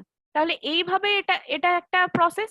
আর একটা হচ্ছে যে আমাদের যে সয়েল ডুয়েলিং ব্যাকটেরিয়া আমি বলেছিলাম, ঠিক আছে, যখন ব্যাকটেরিয়া পড়িয়েছিলাম, এক ধরনের ব্যাকটেরিয়া থাকে যেটার নাম হচ্ছে রাইজোবিয়াম। কাদের ক্ষেত্রে থাকে গো রাইজোবিয়াম ব্যাকটেরিয়া, মানে কোন উদ্ভিদের মূলে দেখতে পাওয়া যায়? একদম একদম। তাহলে আমরা যে এই যে শিম, ছোলা বা এই সমস্ত যে মটর, যে সমস্ত গাছ দেখতে পাচ্ছি, সেই শিম্বি গোত্রীয় উদ্ভিদের মূলে এক ধরনের নোড বা নোডিউলার স্ট্রাকচার থাকে, মূলে গোল গোল গোল গোল মতো এখানে থাকে। তো তার মধ্যে এই ব্যাকটেরিয়াটা থাকে, নোডে থাকে। তো এই ব্যাকটেরিয়াটা কি করে, তোমার এই ব্যাকটেরিয়াটা কি করে, মাটির যে নাইট্রোজেন সেইটাকে ওরা ট্র্যাপ করতে পারে। নিয়ে ওদের ক্ষেত্রেও এই তোমার নাইট্রোজিনেজ থাকছে, নিয়ে সেইটা দিয়ে কি হচ্ছে দেখো, এখানে অ্যামোনিয়া বা অ্যামোনিয়াম লবণ তৈরি করছে, ঠিক আছে। এইখানে ডায়াজোট্রপস মানে হচ্ছে এই ব্যাকটেরিয়া গুলোকেও বলছে, সিম্বায়োটিক ডায়াজোট্রপস মানে যারা হচ্ছে ওই নাইট্রোজেনকে ট্র্যাপ করতে পারে, সেই রকম ব্যাকটেরিয়াকে বলা হয় ডায়াজোট্রপস, ঠিক আছে। তাহলে এই রাইজোবিয়াম রয়েছে কাদের, লেগুমিনাস প্ল্যান্ট বা কিছু কিছু অন্য উডি প্ল্যান্টের মধ্যে আরো ব্যাকটেরিয়া রয়েছে, যারা এই নাইট্রোজেনটাকে ট্যাপ করে কি করছে, মাটিতে দিচ্ছে বা উদ্ভিদকে দিচ্ছে। এই উদ্ভিদ তখন কি করছে, মাটি থেকে এটা নিচ্ছে, নিয়ে এদের বডিতে যতটুকু লাগছে বাকিটা উদ্ভিদকে দিয়ে দিচ্ছে। ফলে উদ্ভিদ সেটাকে ইউজ করছে নিজের সমস্ত প্রোটিন তৈরি করতে, বা যে সমস্ত ছোলা মটর যাই আমরা খাচ্ছি, এবার সেইগুলোর মাধ্যমে কি হচ্ছে, আমাদের বডিতে আসছে। তো এইভাবেই কিন্তু নাইট্রোজেনটা ফিক্সেশন হচ্ছে। দুটো প্রসেস আমি বললাম, কারোর কোনো জায়গায় অসুবিধা থাকলে আমাকে জিজ্ঞেস করো। প্রথম প্রসেসটা এখানে একটু লেখা নেই, মেবি আমি তোমাদের ওটা পরে আমি জিস্ট করে একটুখানি দিয়ে দেবো, ঠিক আছে? আজকের মধ্যেই আমি যদি পারি আমি ফেসবুকে পোস্ট করে দেবো। তো ওটা এখানে আর দেওয়া হয়নি। সেটা এই দুটো নিয়ে কারোর কোনো কোয়েশ্চেন থাকলে জিজ্ঞেস করো। সেকেন্ডটা তো মূল থেকে হচ্ছে রাইজোবিয়াম দিয়ে, এটা ঠিক আছে। হ্যাঁ, আচ্ছা মানে এটা যেমন এরম এক লাইনে এক কথায় হলো, প্রথমটা ওরম এক লাইন এক কথা একবার একটুখানি বলুন, একদম শর্টে মাথায় রাখার মতো। ওকে, প্রথমটা দেখো, প্রথমটা হচ্ছে আমাদের ধরো মানে অ্যাকচুয়ালি এই যে নাইট্রোজেনটা তো খুব স্টেবল, নাইট্রোজেনটাকে যে বন্ডটা রয়েছে ওই বন্ডটা ব্রেক করার জন্য খুব হিউজ অ্যামাউন্টের এনার্জি লাগে, ঠিক আছে? তো আমাদের যখন এয়ারে রয়েছে, এটা এয়ারের সব থেকে বড় এনার্জি কি, মানে কিছু একটা ব্রেক হচ্ছে। তো বজ্রপাতের সময় যে লাইটনিংটা হয় সেই সময় আমাদের এখানে অব্দি শব্দ আসে বা ইয়ে আসে, তার মানে মানে কতটা এনার্জি ওখানে তোমার প্রডিউস হয়। তো সেই এনার্জিটা যখন প্রডিউস হচ্ছে ওইটা কি করছে, ওই বাতাসের যে নাইট্রোজেন ইয়েটা রয়েছে মলিকিউলটা, ওটাকে ব্রেক করে দিচ্ছে, ঠিক আছে? ব্রেক করার ফলে কি হচ্ছে, দুটো অ্যাটম ভেঙে গেল। এবার ওর সাথে কি হচ্ছে, বাতাসে কি রয়েছে, অক্সিজেন রয়েছে। অক্সিজেনের সাথে ওই নাইট্রোজেন অ্যাটমটা মানে এন আর অক্সিজেনের একটা অ্যাটম ও যোগ হচ্ছে, নিয়ে নাইট্রিক অক্সাইড তৈরি হচ্ছে, NO 2NO হলো। এবার ওই NOটার সাথে নাইট্রিক অক্সাইডের সাথে আরো অক্সিজেন যোগ হচ্ছে, বাতাসে তো অনেক অক্সিজেন, তো অক্সিজেনটা যোগ হচ্ছে, নিয়ে এবার কি হচ্ছে, ওটা নাইট্রোজেন ডাই অক্সাইডে কনভার্ট হচ্ছে, NO2। এবার যখন ওইটা হচ্ছে তোমার বৃষ্টি যখন হচ্ছে বা ধরো জলীয় বাষ্প যে রয়েছে H2O এর সাথে ওটা যোগ হচ্ছে, নিয়ে ওটা কি হচ্ছে, নাইট্রিক অক্সাইড হচ্ছে, HNO3 বা HNO2। ওকে, এবার HNO3 কি হচ্ছে, ওটা বৃষ্টির আকারে আমাদের মাটিতে এসে পড়ছে, ফলে মাটিতে কি হচ্ছে, নাইট্রেট যৌগটা একদম ডিরেক্টলি যাচ্ছে। আচ্ছা, বোঝা গেছে প্রসেসটা? আলটিমেটলি নাইট্রেট যৌগই তো হতে হবে দু ক্ষেত্রেই, হ্যাঁ, তাছাড়া তো নাইট্রেট নিতে পারবো না। যৌগটা হচ্ছে সবথেকে স্টেবল ফর্ম, মানে আমরা যে নেব বা প্ল্যান্ট যেটা নেবে, প্ল্যান্ট হচ্ছে নাইট্রেট যৌগ রূপে কিন্তু নেয়। আচ্ছা, রাইজোবিয়ামও ওই কাজটাই করছে, আবার ওদিকে এই হ্যাঁ, বজ্রপাতের ফলে ভেঙে চুরে গিয়ে রাইজোবিয়াম যেটা করছে সেটা হচ্ছে ওরা অ্যামোনিয়াতে কনভার্ট করে দিচ্ছে বা অ্যামোনিয়াম আয়নে, আর ওরা কি করছে, নাইট্রেট যৌগ রূপে বা NO2 বা NO3 রূপে একদম এই যে ডিরেক্ট নাইট্রেট যৌগতে হচ্ছে। তো ওরা হয়ে কি করছে, মাটিতে ওইভাবে দিচ্ছে। তো এইভাবে আমরা নাইট্রোজেনটাকে প্রথম ফিক্সেশন করলাম, মানে বাতাসের নাইট্রোজেনটাকে আমরা নিলাম, এই দুভাবে আমরা নিতে পারি। ঠিক আছে, ঠিক আছে। ঠিক আছে, এবার আসছি দেখো, নেক্সট প্রসেস হচ্ছে অ্যামোনিফিকেশন। অ্যামোনিফিকেশন মানে এই ওয়ার্ডটার মধ্যেই রয়েছে, তার মানে কি হবে, এখানে তোমার অ্যামোনিয়া তৈরি হবে। একটা তো অ্যামোনিয়া আমরা বললাম যে ওই তোমার অ্যামোনিয়াম লবণ, অ্যামোনিয়াম ইয়ে আয়নটাকে তৈরি করছে কারা, ওই লেগুমিনাস প্ল্যান্ট, ঠিক আছে, রাইজোবিয়ামটা। এছাড়া আমরা ধরো যখন কোনো উদ্ভিদ বা প্রাণী মারা যাচ্ছে বা ওরা কোনো বজ্রপদার্থ ত্যাগ করছে, তো যখন ত্যাগ করছে বা এক্সক্রিটরি মেটেরিয়াল বা ধরো অ্যানিমাল বা প্রাণীটা যখন ইয়েটা উদ্ভিদটা মারা যাচ্ছে, তখন তো মাটির সাথে সেটা মিশছে। এবার আমাদের হচ্ছে বললাম না, প্রোটিন বা সবেরই মেইন কম্পোনেন্ট যেটা হচ্ছে নাইট্রোজেন। তো এবার সেই নাইট্রোজেনটা আমরা তো পাচ্ছি আমাদের মানে মাটি পাচ্ছে, অ্যাকচুয়ালি আমাদের বডি থেকে মাটি পাচ্ছে, আমাদের বা উদ্ভিদের বডি থেকে। তাহলে সেইটা কি অর্গানিক ফর্মে থাকছে, তো তখন মানে লিভিং ম্যাটার থেকে আমরা নাইট্রোজেনটা পাচ্ছি, সেটাকে তো আমরা কি বলবো, অর্গানিক তো। হ্যাঁ, অর্গানিক। হ্যাঁ, এবার এই অর্গানিক যে নাইট্রোজেনটা, এইটাকে কিছু ব্যাকটেরিয়া বা ফানজাই কি করবে, অর্গানিক নাইট্রোজেনটাকে অ্যামোনিয়াম লবণে বা অ্যামোনিয়াম আয়নে কনভার্ট করবে। ঠিক আছে, দেখো সয়েল অর্গানিক ম্যাটার যেটা আর রটনিং প্ল্যান্ট রেসিডিউস, মানে প্ল্যান্ট যেটা মারা যাচ্ছে বা পচে যাচ্ছে, সেইগুলো থেকে মাটিতে কিছু করছে, কিছু কিছু ব্যাকটেরিয়া রয়েছে।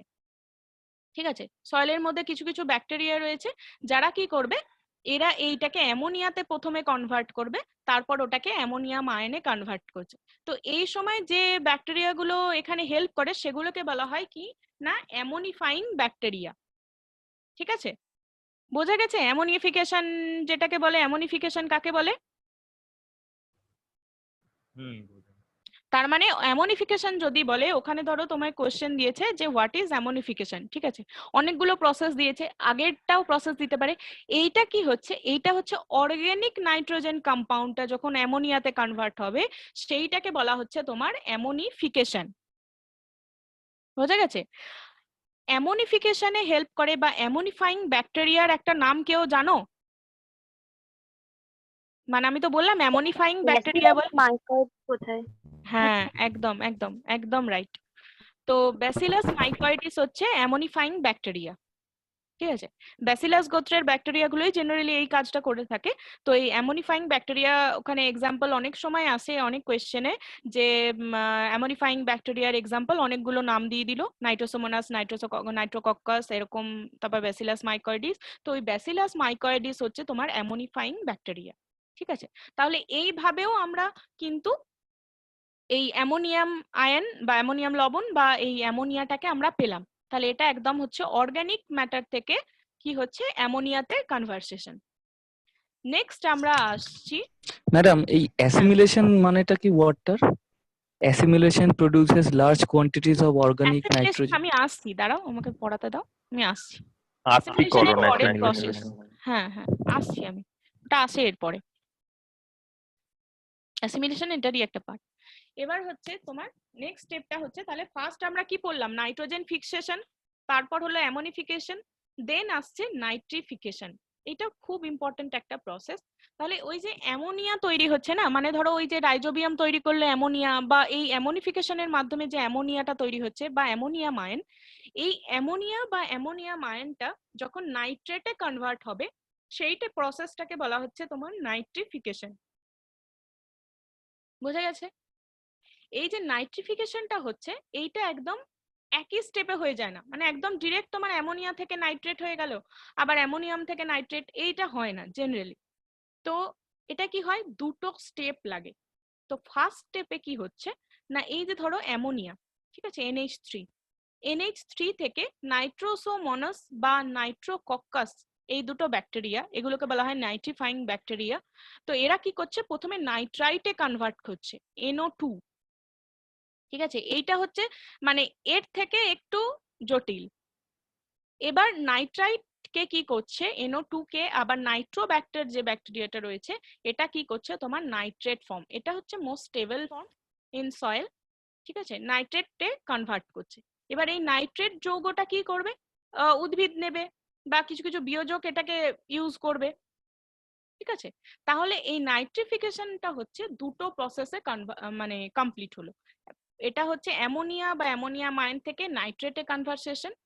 কি হচ্ছে, প্রথমে অ্যামোনিয়া থেকে নাইট্রাইট যাচ্ছে, NO2, সেটা কে করছে না নাইট্রোসোমোনাস, আর একটা ব্যাকটেরিয়া হচ্ছে নাইট্রোকক্কাস। ঠিক আছে, তো এরা দুটোতে মিলে কি করছে, এই নাইট্রাইট ফর্ম করছে। আবার নাইট্রাইটটা যখন ফর্ম হয়ে গেল, সেইটা থেকে কি করবে, নাইট্রেটে কনভার্ট করবে কে না নাইট্রোব্যাক্টার, এই ব্যাকটেরিয়াটা। বোঝা গেছে নাইট্রিফিকেশন প্রসেসটা? ম্যাম বলছি যে ওখানে ওই যে এন লেখা আছে -n, ওটার মানে কি?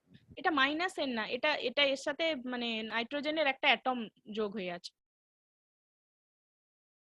এটা এটা ছাড়ো, এটা মানে এটা এটা ছেড়ে দিয়ে ধরো, শুধু জেনে রাখো যে অ্যামোনিয়া থেকে নাইট্রাইটে কনভার্ট হবে NO2 থেকে নাইট্রেটে তোমার কনভার্ট হবে। প্রথমে অ্যামোনিয়া থেকে নাইট্রাইট, দেন নাইট্রাইট থেকে আবার নাইট্রেট। এই নাইট্রেটটা হচ্ছে স্টেবল যৌগ, এটাই হচ্ছে নাইট্রিফিকেশন প্রসেস। ওকে। আর এই ব্যাকটেরিয়াগুলোর নাম একটু মনে রাখতে হবে।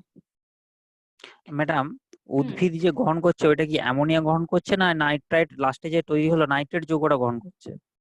নাইট্রেট, অ্যামোনিয়াও গ্রহণ করে মাঝে মাঝে, কারণ ওই যে রাইজোবিয়াম যে তৈরি করলো না, অ্যামোনিয়াম, ওটা অ্যামোনিয়া থেকে অ্যামোনিয়াম লবণ তৈরি হয়, নিয়ে অ্যামোনিয়ামটা উদ্ভিদ নেয়। আচ্ছা, অ্যামোনিয়াম নিতে পারে আবার নাইট্রেটও নিতে পারে, তাই তো? হুম। আচ্ছা ঠিক আছে। নেক্সট আসছি দেখো, ওকে, হ্যাঁ, এবার আসছি আমরা অ্যাসিমিলেশন। অ্যাকচুয়ালি অ্যাসিমিলেশন মিন্স হচ্ছে আত্তীকরণ। মানে ধরো এই যে আমরা নাইট্রেট ভাবে নিচ্ছি বা উদ্ভিদ ধরো অ্যামোনিয়াম ভাবেও নিচ্ছে, তো এইটা তো আমাদের নিয়ে কোনো লাভ নেই, তাই না? মানে যতক্ষণ না একটা সেল, আমাদের বডির কোষগুলো এইটাকে নেবে, এনগালফ করবে, বা এটাকে আমাদের কোষের যে সমস্ত কার্যাবলী আছে তার কাজে ওটাকে লাগাবে, ততক্ষণ তো পর্যন্ত এটাকে নিয়ে তো কোনো লাভ নেই শরীরে। তো এই অ্যামোনিয়া থেকে যখন নাইট্রেট অ্যামোনিয়া থেকে নাইট্রেট হবে বা এবং অ্যামোনিয়া আর নাইট্রেটটা যখন আমাদের জৈবিক মানে যে সমস্ত কোষ কলা রয়েছে সেইগুলো যখন ওটাকে নেবে বা এবার আমাদের কি করবে ওর মাধ্যমে প্রোটিন তৈরি করবে, মানে প্রোটিনের বললাম উপাদান হচ্ছে নাইট্রোজেন রয়েছে, ঠিক আছে, প্রোটিনের উপাদান বলো তারপর নিউক্লিক অ্যাসিডের উপাদান বলো, এবার সেইগুলো যখন ওইটার মধ্যে ইনকর্পোরেশন করবে সেইটাকেই বলা হচ্ছে অ্যাসিমিলেশন। সেগুলোর অনেক জটিল প্রসেস আছে, সেগুলো তোমাদের এখন মানে ওগুলো সেই অনার্স এর লেভেলের বা মাস্টার্স লেভেলের জিনিসপত্র আছে, প্রচুর প্রসেস, তো সেগুলো জানার দরকার নেই। প্লেন এখানে জেনে রাখো অ্যাসিমিলেশনের বাংলা হচ্ছে আত্তীকরণ। আত্তীকরণটা তোমরা পড়েছো সেই সালোক সংশ্লেষের সময়, আমি ওটা প্রথমে পড়াতে গিয়েও বললাম। তো অঙ্গারাত্মীকরণ। অঙ্গারাত্মীকরণ একদম, অঙ্গার মানে হচ্ছে কার্বন, তাহলে ওই যে বাতাসে কার্বন ডাই অক্সাইডের মধ্যে কার্বনটাকে যখন ওরা যৌগের মধ্যে মানে খাবারের প্রথম যে ওই ফসফোগ্লিসারিক অ্যাসিড তারপর ওটাকে কি করছে অক্সালো অ্যাসিটিক অ্যাসিডে কনভার্ট করছে, ওইটাকে বলা হচ্ছে অঙ্গারাত্মীকরণ, মানে কোষস্থ করলো ওটা, কোষের মধ্যে নিয়ে ওরা বিভিন্ন রকমের কাজ করছে ওইটা দিয়ে, এইটাকেই মানে হচ্ছে অ্যাসিমিলেশন, কোষের যখন বা কলার মধ্যে ওটা কাজ করবে। এই যে নাইট্রেট বা অ্যামোনিয়াটাকে নিল মানে নাইট্রোজেনটা তো কোনো প্রকারে আমাদের শরীরে ঢুকে গেল, ঠিক আছে, এবার এটা আমাদের শরীরে কি কাজ করছে, কোষ কলা ওটাকে অ্যাকসেপ্ট করলো, সেই দ্যাটস ওই জিনিসটাই হচ্ছে অ্যাসিমিলেশন বা আত্তীকরণ, ঠিক আছে। এবার নেক্সট আসছি আমরা লাস্ট স্টেপ, সেটা হচ্ছে তোমার ডিনাইট্রিফিকেশন। ডিনাইট্রিফিকেশন কারা করবে, এই দেখো যে নাইট্রেটটা হলো মানে এইটা একটা প্রসেস, ঠিক আছে, আমাদের পরিবেশে ফিরিয়ে দেওয়ার একটা প্রসেস হচ্ছে ডিনাইট্রিফিকেশন। এই নাইট্রেট যে যৌগ তৈরি হলো এই নাইট্রেট যৌগ থেকে কি করবে না নাইট্রোজেনটা হিসেবে আবার মুক্ত করবে। তো এই কিছু কিছু সার্টেন ব্যাকটেরিয়া রয়েছে যারাই একমাত্র এই প্রসেসটাকে করতে পারে, ঠিক আছে, ডিনাইট্রিফাইং ব্যাকটেরিয়া বলে। ডিনাইট্রিফাইং ব্যাকটেরিয়ার কারোর উদাহরণ জানা আছে? সিউডোমোনাস, আর সিউডোমোনাস আর হচ্ছে Azotobacter, Thiobacillus. Thiobacillus. Thiobacillus. Azotobacter কি ডিনাইট্রিফাইং ব্যাকটেরিয়া? অ্যাজেটোব্যাক্টার আর ক্লস্ট্রিডিয়াম তো এগুলো তো বোধহয় স্বাধীনজীবী ব্যাকটেরিয়া নাকি? Azotobacter I don't think denitrifying bacteria. ওইগুলো তো ম্যাম বোধহয় ওই বায়ু থেকে মুক্ত নাইট্রোজেনকে বোধহয় ওই ট্র্যাপ করে, নিজেদের শরীরের মধ্যে হ্যাঁ ট্র্যাপ করতে পারে। তো থিওব্যাসিলাস আর হচ্ছে তোমার কি আর একটা হচ্ছে সিউডোমোনাস, ঠিক আছে, এই দুটো ব্যাকটেরিয়া হচ্ছে তোমার ডিনাইট্রিফাইং ব্যাকটেরিয়া। কি করে না নাইট্রেট থেকে এরা বাতাসে মুক্ত অক্সিজেনটাকে আবার ফিরিয়ে দিচ্ছে, ঠিক আছে, তাহলে এরা হলো ডিনাইট্রিফাইং ব্যাকটেরিয়া। এবার আমি একবার নাইট্রোজেন সাইকেলটাতে যাই, তাহলে তোমাদের ব্যাপারটা পুরো ক্লিয়ার হয়ে যাবে। স্টেপগুলো আমরা পড়ে নিলাম পরপর, তাহলে দেখো। অ্যাজোটোব্যাক্টার নাইট্রোজেন ফিক্সিং করে তো নাকি? হ্যাঁ হ্যাঁ হ্যাঁ, নাইট্রোজেন ফিক্সিং করে অ্যাজোটোব্যাক্টার। নাইট্রোজেন ফিক্সিং বা তোমার নাইট্রিফিকেশনে করে, আমি ওটা আমাকে ওটা দেখে বলতে হবে, অ্যাজোটোব্যাক্টারটা আমার ঠিক মনে পড়ছে না। হ্যাঁ, অ্যামোনিয়ায় নাইট্রোজেন বোধহয় কনভার্ট করে। হয় নাইট্রিফিকেশন না হলে nitrogen fixing bacteria Azotobacter. Nitrogen fixing, হ্যাঁ ফিক্সিং। শোনো তাহলে এবার দেখো এখানে নাইট্রোজেন সাইকেলটা আমরা মানে তাহলে একবার দেখে নিই প্রথম থেকে ব্রিফে। তাহলে প্রথমে কি হচ্ছে, এখানে নাইট্রোজেন ফিক্সিং হচ্ছে, রাইজোবিয়াম রয়েছে, অ্যানাবিনা রয়েছে, নস্টক রয়েছে, অ্যাজাটোব্যাক্টার রয়েছে, তারপর আরেকটা কি বললাম লাইটেনিং বা এই সমস্ত প্রসেস গুলোর দ্বারা কি হচ্ছে, এই যে এখানে দেখো লাইটেনিং এর সাইন দেওয়া রয়েছে। তো এর ফলে কি হচ্ছে নাইট্রোজেনটা এখানে কি হচ্ছে ইনকর্পোরেট হচ্ছে, তারপর বা এটা নিচ্ছে টেক আপ হচ্ছে, তারপর এটা কি হচ্ছে অ্যামোনিয়াতে কনভার্ট করছে, অ্যামোনিফিকেশন হচ্ছে, বা কিছু কিছু এখানে সবুজ উদ্ভিদ ওই যে রাইজোবিয়াম ওরা কি করছে অ্যামোনিয়াম লবণে কনভার্ট করছে, আর এখানে অ্যামোনিফিকেশন হলো, ঠিক আছে। এবার অ্যামোনিফিকেশনের পরে এটা কি হবে না নাইট্রিফিকেশন হবে।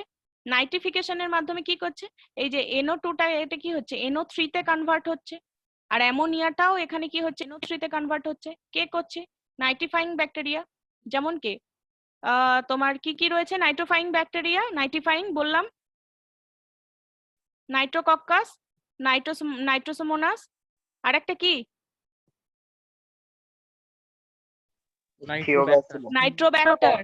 নাইট্রোব্যাক্টার। থিওব্যাসিলাস কিন্তু নাইট্রিফাইং ব্যাকটেরিয়া নয়, হ্যাঁ, থিওব্যাসিলাস হচ্ছে denitrifying bacteria. Denitrifying, sorry denitrifying.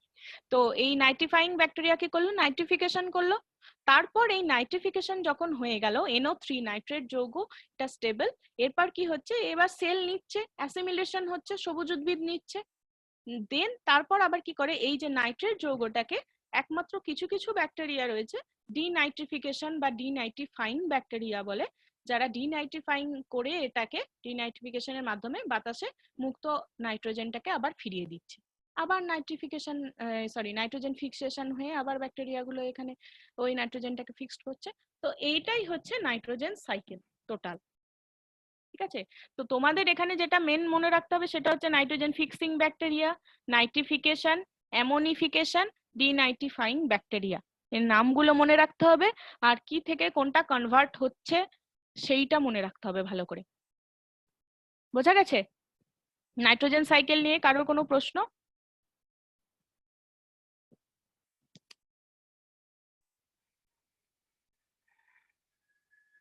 বুঝতে পেরেছো সবাই?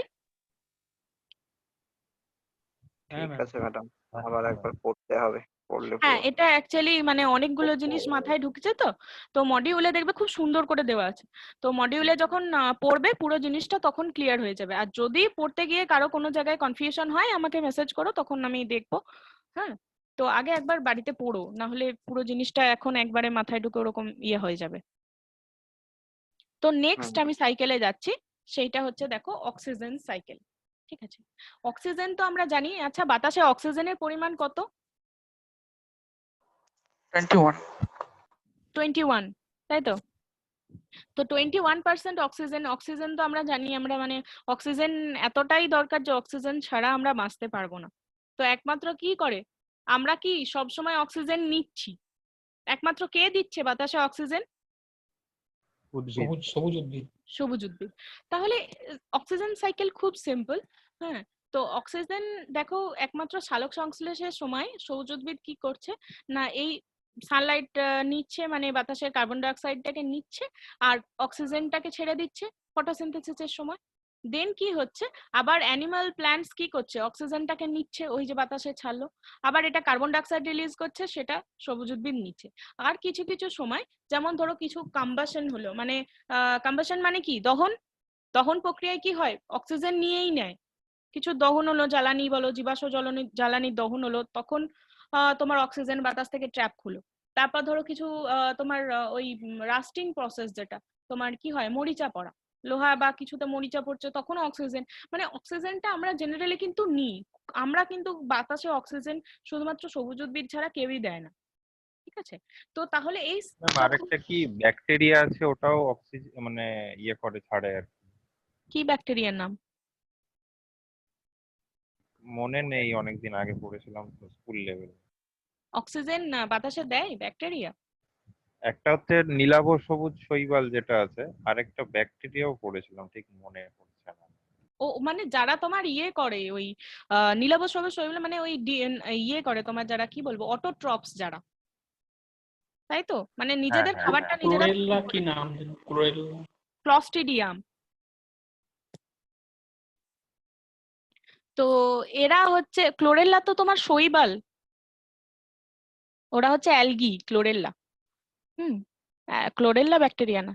তো যাই হোক, যাদের মধ্যে এই ক্লোরোফিল থাকছে, যারা তোমার খাবার নিজেদের বডিতে তৈরি করতে পারছে, মানে অক্সিজেন নিচ্ছে আর কার্বন ডাই অক্সাইড নিচ্ছে আর অক্সিজেনটাকে বাতাসে রিলিজ করছে। ঠিক আছে, এবার আমরা হচ্ছে কি সেই অক্সিজেন নিচ্ছি, কম্বাসনে ইউজ হচ্ছে, রাস্টিং এ ইউজ হচ্ছে, যাই হোক ইউজ হওয়ার পরে কি হচ্ছে, আবার সব যখন ওই দহন প্রক্রিয়াতেও কিন্তু বাতাসে কিন্তু কার্বন ডাই অক্সাইডটা রিলিজ হয়ে যায়।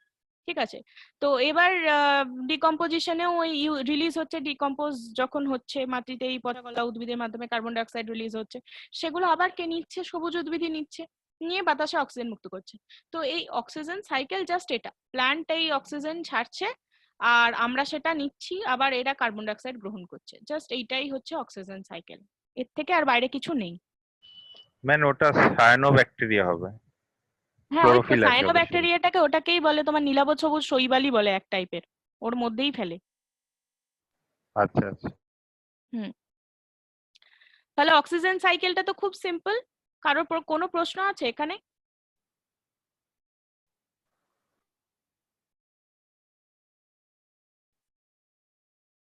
আমি তাহলে নেক্সট প্রসেসটাতে যাচ্ছি, ঠিক আছে? ফসফরাস ফসফরাস সাইকেল, ঠিক আছে? ফসফরাস জেনারেলি কোথায় পাওয়া যায় বলো তো? মানে আমাদের শরীরের মধ্যে ফসফরাস কিসে কিসে থাকে? কার উপাদান? দাঁতে একদম একদম আমাদের হাড়ে থাকে ফসফরাস, তারপর তোমার দাঁতে থাকে। আর ফসফরাস কোথায় থাকে? নখেও থাকে মনে হয়। না না, আরেকটা হচ্ছে জিন আমাদের জিন হ্যাঁ, জিনের মধ্যে যে তোমার নিউক্লিক অ্যাসিডের যদি আমি ব্যাকবোন দেখি সেখানে ফসফেট থাকে, ঠিক আছে? আর হচ্ছে তোমার সেল মেমব্রেনের ফসফোলিপিড থাকে। সেল মেমব্রেনের যদি আমরা কোষ পর্দার যদি উপাদান দেখি সেখানে থাকে তোমার ফসফোলিপিড, মানে ওখানে যৌগ ফর্মে থাকে। হ্যাঁ, সেল মেমব্রেনে। তো এই এই জায়গাগুলোতেই হচ্ছে আমাদের ফসফরাসটা থাকে, ঠিক আছে? আর চুলে থাকে কি? ফসফরাস চুলে না, চুলে তো প্রোটিন, কেরাটিন প্রোটিন। আচ্ছা আচ্ছা। হুম, তো এবার ধরো এই যে হ্যাঁ, দাঁতের কিন্তু খুব বড় উপাদান হচ্ছে ফসফরাস, বোনেরও, আমাদের হাড়েরও। তো এই ফসফরাস ধরো আমাদের পরিবেশের মধ্যে কোথায় থাকে না, এটা হচ্ছে মেনলি রকের মধ্যে থাকে, ঠিক আছে? রক মানে শিলা বা পাথর এর মধ্যে যেগুলো রয়েছে। তো আমি এরপর দেখো এই সাইকেলটা একটু দেখি। দেখো এইগুলো হচ্ছে তোমার ওই পাথর, ঠিক আছে? ছোট ছোট পাথর। তো এবার ধরো বৃষ্টি হলো, মানে ওয়েদারিং হলো। ওয়েদারিং এর ফলে এই ফসফেট গুলো কি হচ্ছে, এখান থেকে রান অফ হচ্ছে, নিয়ে গিয়ে কি হচ্ছে না, এই যে মানে জল যেখানে রয়েছে সেখানে গিয়ে জমা হচ্ছে বা এখান থেকে পড়ছে ফসফেটটা, মানে ফসফরাস যাচ্ছে। সেটাকে কারা নিচ্ছে? সবুজ উদ্ভিদ নিচ্ছে। এইটা একটা, এই দিকটা। আদার্স এই লেফট সাইডটা একটু তাকাও, দেখো এইখানেও একটা সাইকেল রয়েছে।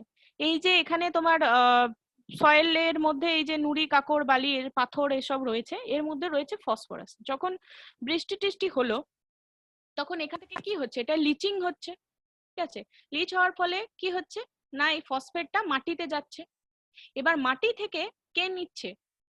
খনিজ লবণ তো উদ্ভিদ নেয়, মূলের সাহায্যে মাটি থেকে ফসফরাস নাইট্রোজেন সবকিছুই নেয়, খনিজ লবণ যেগুলো আছে, ক্যালসিয়াম ম্যাগনেসিয়াম যাই হোক। তো এবার কি হচ্ছে, এই ফসফেট গুলো কি হচ্ছে সয়েলের মধ্যে থেকে সবুজ উদ্ভিদ নিচ্ছে। এই সবুজ উদ্ভিদকে কারা খাচ্ছে? অ্যানিমালরা ভক্ষণ করছে। এবার অ্যানিমালটা খাওয়ার পরে কি হচ্ছে, এই অ্যানিমাল গুলো যখন মারা যাচ্ছে তখন কিন্তু ডিকম্পোজ করছে যে সমস্ত ব্যাকটেরিয়া, তারা কি করছে মাটিতে আবার কি করছে, ওই ফসফরাসটাকে ফিরিয়ে দিচ্ছে। ফসফরাসটাকে ফিরিয়ে দেওয়ার ফলে কি হচ্ছে, সেই ফসফরাসটা আবার ফসফেট যৌগ তৈরি করে সয়েলে যাচ্ছে, নিয়ে কি হচ্ছে এইটা তোমার লিচিং হচ্ছে। সয়েল ধরো মাটিতে যখন খুব বেশি পরিমাণে জল পড়লো বা মাটির কণাগুলো ধরো একদম ব্রেকডাউন হয়ে গেল, বা এটা তোমার মানে ওই লিচিং মিন্স হচ্ছে কি ইয়ে হয়ে যাওয়া, মানে ধুয়ে যাওয়া যেটাকে বলে। বৃষ্টি টিষ্টি পড়লো তারপরে এটা কি হলো, গিয়ে এইখানে ধরো এটা প্রেসিপিটেশন হচ্ছে, মানে এটা ফসফেটটা একদম পাট পাট পাট পাট ছোট ছোট কণাতে ভেঙে গেল, নিয়ে একদম মানে মাটির মধ্যে ছোট ছোট কণায় ভাঙার ফলে সেডিমেন্টেশন হওয়ার ফলে এখানে কি হলো, আবার নতুন করে রক তৈরি হলো, তার মধ্যে সেই ফসফেটটা গেল, নিয়ে এবার এই রকগুলো আবার ফর্মেশন হতে হতে এখানে দেখো পাহাড় তৈরি হচ্ছে। ফলে কি এই পাহাড় থেকে আবার পাহাড়গুলো কোনো ক্রমে ধরো ধস টস নামলো বা কিছু হলো, নিয়ে ছোট ছোট টিলায় পরিণত হলো, নিয়ে আবার এই ফসফরাসটা আবার সবুজ উদ্ভিদ নিচ্ছে, বা জলে ধুয়ে গিয়ে কি হচ্ছে, যেখানে ধান টান বা যে কোনো একটা বড় গ্রাসল্যান্ড রয়েছে সেইখানে গিয়ে কি হচ্ছে উদ্ভিদরা কি করছে মাটি থেকে নিচ্ছে। এছাড়াও দেখবে ফসফরাসটা সবুজ উদ্ভিদের এতটাই মানে বড় তোমার উপাদান, অনেক সময় ফসফেট সারও দেওয়া হয় মাটিতে, যখন গাছ টাছ হয় ধান গাছ বা কিছু গাছ যখন চাষ করা হয় তখন সেখানে ফসফেট সার হিসেবেও দেওয়া হয়, ঠিক আছে? সেইগুলো দেওয়ার ফলেও মাটিতে ফসফেটের পরিমাণ অনেকটা বাড়ছে। ফলে কি হচ্ছে না, এই সবুজ উদ্ভিদ যখন মারা যাচ্ছে, গাছগুলো যখন মারা যাচ্ছে বা কিছু হচ্ছে, তো তার ফলেও মাটিতে ফসফরাসটা আসছে এই মানে ডিকম্পোজ করার ফলে ব্যাকটেরিয়া গুলো। তো এইভাবেই কি হচ্ছে এই সাইকেলটা, ফসফরাস সাইকেলটা কমপ্লিট হচ্ছে। বোঝা গেছে? হ্যাঁ ম্যাম। ম্যাম একটা কোশ্চেন ছিল। হ্যাঁ বলো। এমনি দাঁত বা হাড়ের এমনি তো এলিমেন্ট তো ক্যালসিয়ামও। ক্যালসিয়ামও থাকে, ফসফরাসও থাকে। হ্যাঁ, তাহলে যদি ম্যাম কোশ্চেন দেয় যে দাঁত বা বোনসের মেন এলিমেন্ট কোনটা, সেখানে যদি ফসফরাস আর ক্যালসিয়াম দুটো অপশনই থাকে, কোনটা দুটো করবো? অপশন যদি থাকে তাহলে মেন হবে কিন্তু ক্যালসিয়াম। বেশি পরিমাণে ক্যালসিয়াম থাকে, কম পরিমাণে পার্সেন্টেজের কম থাকে ফসফরাস। ঠিক আছে। আচ্ছা, আমরা যেই টুথপেস্ট দিয়ে দাঁত মাজি এর মধ্যে থাকে ফসফরাস? ফসফরাস হ্যাঁ থাকে, কিছু কিছু যদি ভালো ইয়ে হয় তাতে ফসফরাস দেয়। আচ্ছা, আর আমরা এই যে বাড়িতে মা বলে লোটে মাছ খাও, লোটে মাছের মধ্যে ফসফরাস থাকবে, এগুলো খেলে সত্যি এগুলো কাজে মানে হ্যাঁ হ্যাঁ হ্যাঁ, এই মানে ওই কাজে যে লাগে? তোমার আরেকটা জিনিস হয় এই লোটে মাছের ব্যাপারটাই বলি, মানে সমুদ্রে না অজৈব লবণ হিসেবে ফসফেটটা সঞ্চিত হয়। এবার সেই ফসফেটটা যখন মানে মাছগুলো ওই খায়, ওদের মধ্যে ওই লবণটা কিন্তু আসে। ঠিক আচ্ছা আছে, ওই জন্যই বলে সামুদ্রিক মাছ থেকেও কিন্তু ফসফরাস আমাদের বডিতে আসে, বা ওইগুলো যখন পাখিগুলো খায় পাখিদের ইয়েতেও যায়। তো পাখিদের ওটা একটা আছে, পাখিরা যখন যে মানে ওদের যে এক্সক্রিটারি মেটেরিয়াল না, ওটাকে গুয়ানো বলে। ঠিক আছে, ওই বিষ্ঠা যেটা বলে, ওর মধ্যে কিন্তু ফসফরাস একটা খুব এসেনশিয়াল এলিমেন্ট, মানে খুব বেশি পরিমাণে থাকে ফসফরাস, ফসফেটটা ওরা রিলিজ করে। ওটা খুব একটা, গুয়ানো হচ্ছে খুব ইম্পর্টেন্ট একটা মানে সার, মানে মাটিতে দেওয়া হয় গুয়ানো। আচ্ছা আচ্ছা আচ্ছা। তো ওরা তার মানে ফসফেট জাতীয় খাবার বেশি করে খায় নাকি? খায় মানে কি বলতো, পাখিরা জেনারেলি ছোট মানে মানে যেগুলো ধরো সামুদ্রিক মাছ টাছ খায়, সেই পাখিগুলো মানে বেশি পরিমাণে ওই সমুদ্র থেকে ফসফেটটা খুব বেশি পরিমাণে পায়। আচ্ছা তাদের এক্সক্রিটারি মেটেরিয়ালে আরো বেশি থাকে। আচ্ছা হুম। ওই ম্যাম বলছিলাম যে কোথা থেকে কালেক্ট করা হয় তাহলে, কোন ফর্ম থেকে? কি কি বলছো? ফার্টিলাইজারের যে ফসফরাসটা ইউজ করে পাওয়া যায়, হুম, সারটা ওটা তো ধরো, ওগুলো তো ধরো ফসফেটের মানে ইন্ডাস্ট্রিয়ালাইজেশনের প্রসেস হয়, এই ইন্ডাস্ট্রিতে অনেক সময় তৈরি হয় আচ্ছা আচ্ছা আলাদাভাবে প্রসেসে। আচ্ছা আচ্ছা। হুম। ম্যাম মাটিতে ফসফরাসটা থাকে, ওটা কি একমাত্র মানে সমুদ্রের নিচে একমাত্র জিওলজিক্যাল লিফটিং এর মাধ্যমে মাটিতে আসে, মানে অন্য কোনো ভাবে পাওয়া যায় না মাটি থেকে ডাইরেক্ট? মাটি থেকে ডাইরেক্ট এমনি ধরো আমাদের মাটিতে তো ফসফেট যৌগ হিসেবে থাকে, PO4 মাইনাস, মানে ফসফেট হিসেবে থাকে আমাদের মাটিতে। না, এখানে ছবিটায় বলছে যে যেটা আর কি সমুদ্রের তলায় আছে, সেইটাই একমাত্র জিওলজিক্যাল আপলিফটিং এর মাধ্যমে মাটির ওপরে আসে, ঠিক আছে? তো এবার ডাইরেক্টলি মাটিতে সঞ্চিত হতে পারে না, মানে ধরুন সমুদ্রের তলায় না থেকে যদি ডাইরেক্টলি মাটিতে সঞ্চিত, এরকম কি হতে পারে? হ্যাঁ, এমনি তো তোমার বলছি আলাদা করে মাটিতে সঞ্চিত থাকে, এইটা হচ্ছে যে অজৈব লবণ রূপে মানে সমুদ্রেও সঞ্চিত থাকে, এমনি মাটিতেও সঞ্চিত থাকে। তো ফসফেট তো আচ্ছা সয়েলে আচ্ছা, হ্যাঁ ওটা থাকেই, কারণ সবুজ উদ্ভিদ যে নেয় তোমার রুটের মাধ্যমে। আর গাছটা ভালো করবার জন্য তোমার এক্সেস সারটা দেওয়া হয়, যাতে আরো বেশি পরিমাণে ওরা নিতে পারে সেই টাইমটাতে। আচ্ছা আচ্ছা, ঠিক আছে। হুম। তাহলে নেক্সট দেখো একটা সাইকেল আছে লাস্ট, এটা হচ্ছে সালফার সাইকেল। আচ্ছা, সালফার আমাদের বডিতে থাকে, সেটা কিন্তু খুব কম কম পরিমাণে থাকে। ঠিক আছে, কিছু কিছু আমি যে বললাম প্রোটিনের একদম তোমার সিম্পলেস্ট ফর্ম, যেটা হচ্ছে তোমার কি থাকে না, অ্যামাইনো অ্যাসিড, তাই তো? তো এই অ্যামাইনো, কিছু কিছু অ্যামাইনো অ্যাসিড থাকে, জেনারেলি এখনো অব্দি 20 অ্যামাইনো অ্যাসিড মানে আবিষ্কার হয়েছে অনেক কিছুই, কিন্তু যদি আমরা আমাদের শরীরের মধ্যে এসেনশিয়াল অ্যামাইনো অ্যাসিড বলি তাহলে কিন্তু 20 থেকে 23টা। ঠিক আছে, তো এই অ্যামাইনো অ্যাসিডের মধ্যে কিছু কিছু অ্যামাইনো অ্যাসিড রয়েছে যেগুলোর তোমার মেন কম্পোনেন্ট হচ্ছে কিন্তু সালফার। ঠিক আছে, সালফার কন্টেনিং অ্যামাইনো অ্যাসিড। তো এই এই অ্যামাইনো অ্যাসিড গুলোর মাধ্যমে আমাদের বডিতে আমাদের সালফার দরকার হচ্ছে, সেই অ্যামাইনো অ্যাসিড গুলো এসেনশিয়াল, আমাদের বডিতে প্রোটিন বিল্ডিং এর জন্য লাগবেই, সেগুলোর জন্য দরকার হয়। তাহলে এই সালফার আমরা কিভাবে পাবো? মানে ধরো এই যে ভলকানিক রিলিজ হচ্ছে, ঠিক আছে, মানে ধরো কোনো অগ্নুৎপাত হলো, সেখান থেকে ভলকানিক রিলিজ হলো, ঠিক আছে, এইটা যেটা বাইরে যাবে সেইটা হচ্ছে হাইড্রোজেন সালফাইড ফর্মে ওটা বাইরে আসে। হাইড্রোজেন সালফাইড রূপে এলো। আর একটা হচ্ছে এই কেউ একজন স্বরূপ বোধহয় প্রথমেই বলছিলে যে সালফার ডাইঅক্সাইড ফর্মে, গ্যাসীয় ফর্মেও থাকতে পারে। তো এই যখন আমাদের ইন্ডাস্ট্রিয়ালাইজেশনে কিছু প্রসেস হয়, ইন্ডাস্ট্রি যে সমস্ত এরিয়া থাকবে, দেখবে ওই তাজমহলের ব্যাপারটা শুনেছো না, ওইখানে তখন চারপাশে বহুত ইন্ডাস্ট্রি আছে বলে দিল্লিতে, মানে আগ্রাতে, ওইখানে ওই সালফার ডাইঅক্সাইডের জন্য কিন্তু মেনলি ওই তাজমহলের কালার নষ্ট হয়ে যাওয়ার একটা ব্যাপার হয়েছিল, ঠিক তো? তাই তো, সালফার ডাইঅক্সাইডই তো। হ্যাঁ হ্যাঁ। হুম। তো এবার কি হচ্ছে তোমার, এই যখন ইন্ডাস্ট্রিয়ালাইজেশন হচ্ছে, এর কিছু কিছু প্রসেসের জন্য যখন ফসিল ফুয়েল গুলো বার্নিং হচ্ছে বা কিছু, এই সালফার ডাইঅক্সাইডটা কি হচ্ছে আমাদের অ্যাটমসফিয়ারে আসছে, ঠিক আছে? ম্যাম এবার অ্যাসিড রেন যেটা, ওটাও তো সালফারের জন্যই হয়ে থাকে। হ্যাঁ, আমি আসছি, অ্যাসিড রেন আছে, ওইটা প্রসেসটা আমি যাচ্ছি। দেখো, এই ভলকানিক রিলিজ হলো, তো ধরো H2S এলো, আমাদের মানে বাইরে এলো, পরিবেশে এলো, এই H2S টা এসে কি করবে, বাতাসের কি করবে না, অক্সিজেনের সাথে এটা যোগ হবে, ঠিক আছে? অক্সিজেনের সাথে যোগ হওয়ার ফলে কি হবে না, এটা SO2 তে কনভার্ট হবে, এটা এখান থেকে এসে অক্সিজেনের সাথে যোগ হবে, নিয়ে SO2 তে কনভার্ট হবে, সালফার ডাইঅক্সাইড। এবার এইখান থেকে যখন ইন্ডাস্ট্রিয়ালাইজেশনে যে সমস্ত প্রসেস হয়ে যখন রিলিজ করছে, সেটাও সালফার ডাইঅক্সাইড। এবার এই সালফার ডাইঅক্সাইডটা যখন বাতাসের ধরো বিভিন্ন রকমের জলীয় বাষ্প রয়েছে, তো এই H2O এর সাথে যখন সালফার ডাইঅক্সাইডটা অ্যাড হবে, SO2 প্লাস H2O নিয়ে, ওইটা কি হচ্ছে তোমার HNO3 আর HNO2, অ্যাসিড রেন, ওটাকেই বলা হয়, মানে নাইট্রিক অ্যাসিড আর নাইট্রাস অক্সাইডে এটা কি করবে, কনভার্ট করে দেবে, ঠিক আছে, সালফার ডাইঅক্সাইডটা। ফলে বৃষ্টিপাত হবে, বৃষ্টিপাতের ফলে কি হচ্ছে, ওই যৌগটা মাটিতে চলে আসছে। এছাড়া আরেকটা প্রসেস হয়, দেখো যখন লিভিং বিইংস এর ডিকম্পোজিশন হচ্ছে, ওই মানে ডিকম্পোজ করছে ব্যাকটেরিয়াগুলো, তখন মাটিতে কি দিচ্ছে, প্রথমে সালফার হিসাবেই এরা রিলিজ করে, ঠিক আছে? এই সালফারটা কি হচ্ছে, মাটিতে গিয়ে এটা বিভিন্ন প্রসেসের মাধ্যমে ওই ব্যাকটেরিয়াগুলোই করছে, ওটা মাইক্রো অর্গানিজম গুলো সালফেট যৌগতে তৈরি করছে। এবার এই সালফেট যৌগটা কি করছে না, প্ল্যান্ট নিচ্ছে।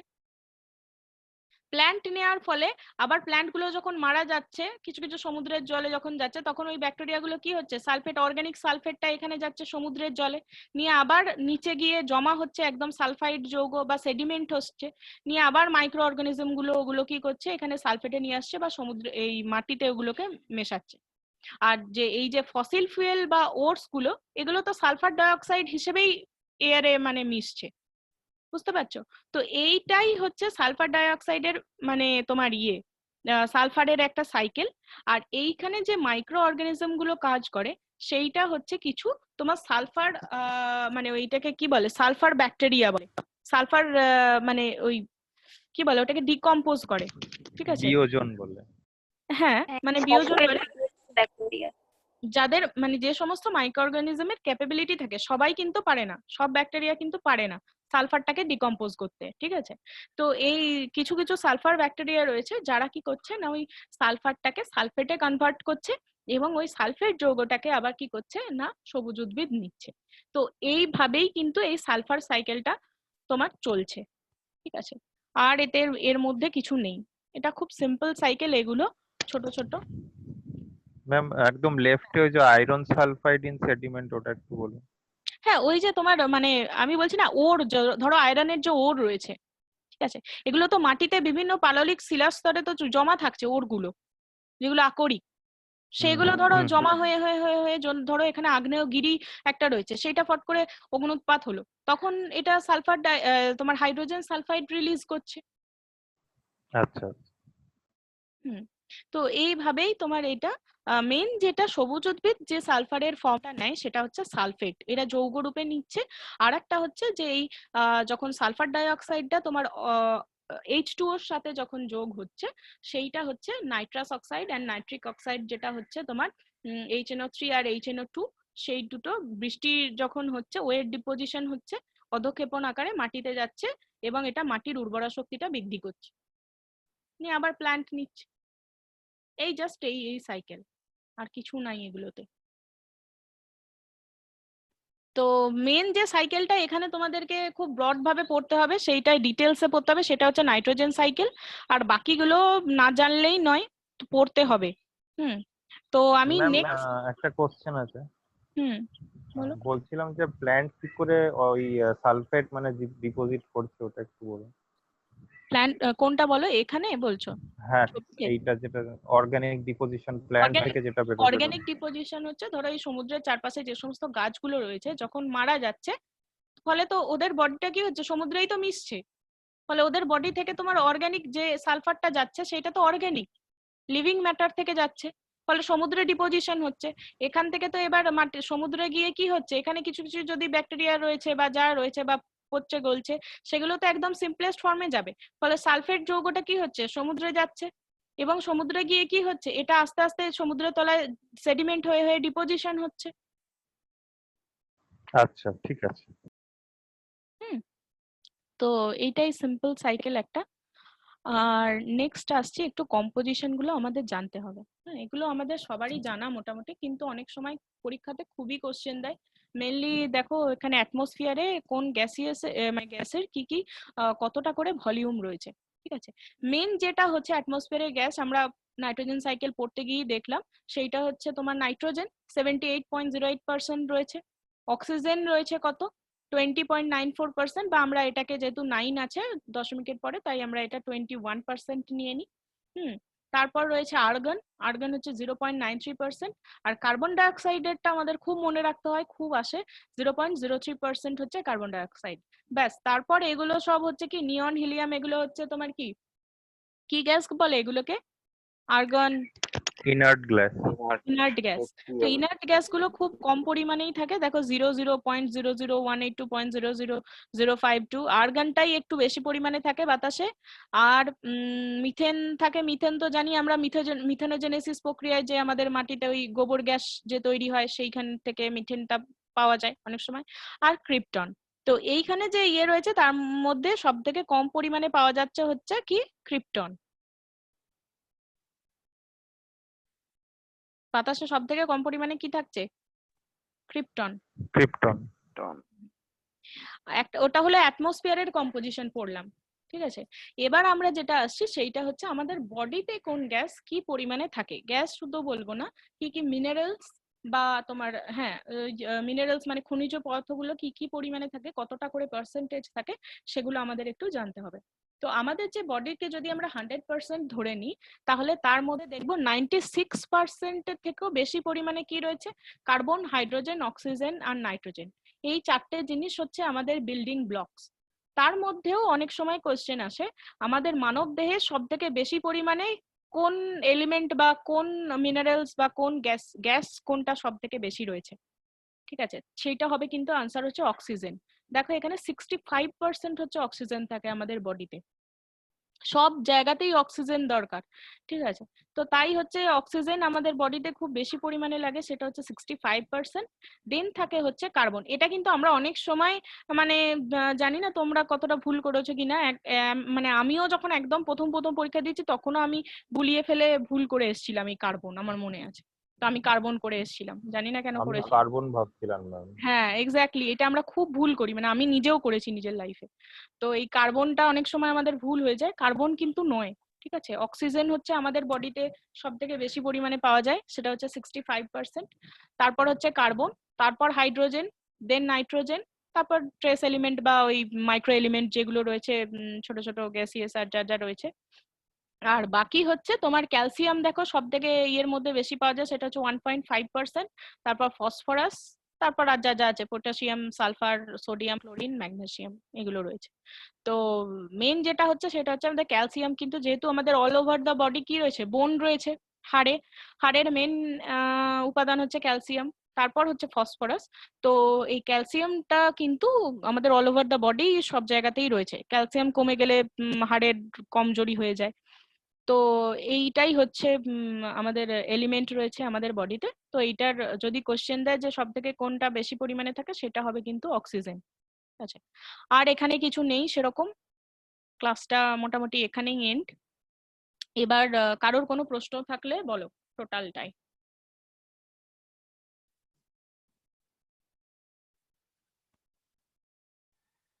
সাইকেলগুলো বুঝতে পেরেছো সবাই? যদিও বাড়িতে পড়তে হবে একবার করে, না পড়লে কিছু মাথায় আসবে না, কিন্তু তাও মানে বোঝা গেছে তো সাইকেলগুলো? আচ্ছা, ফসফরাস সাইকেলটা সেডিমেন্টারি তো নাকি? হ্যাঁ,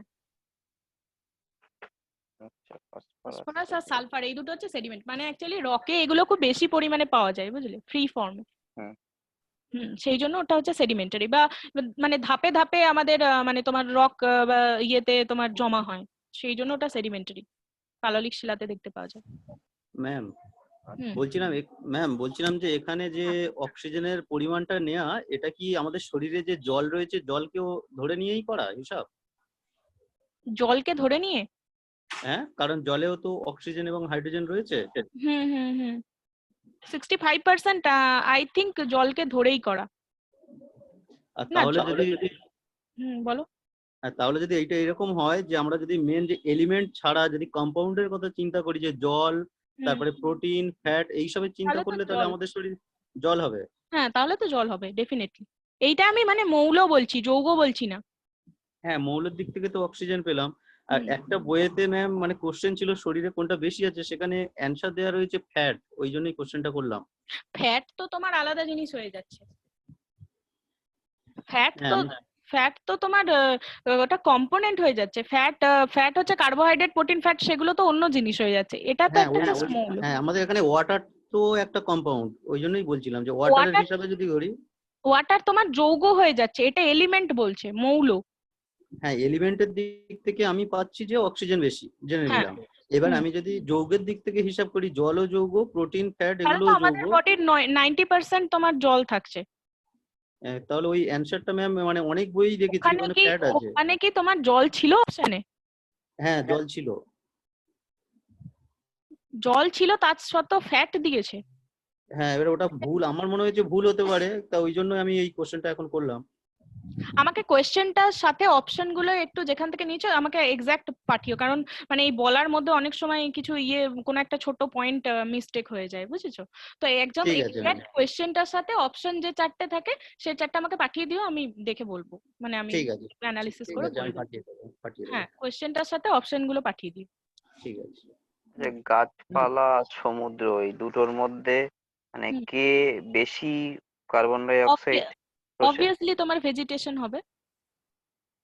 গাছপালাই সব থেকে বেশি, তাই তো? ম্যাম সেডেন্টারি সাইকেল মানে কি? সেডেন্টারি না সেডিমেন্টারি?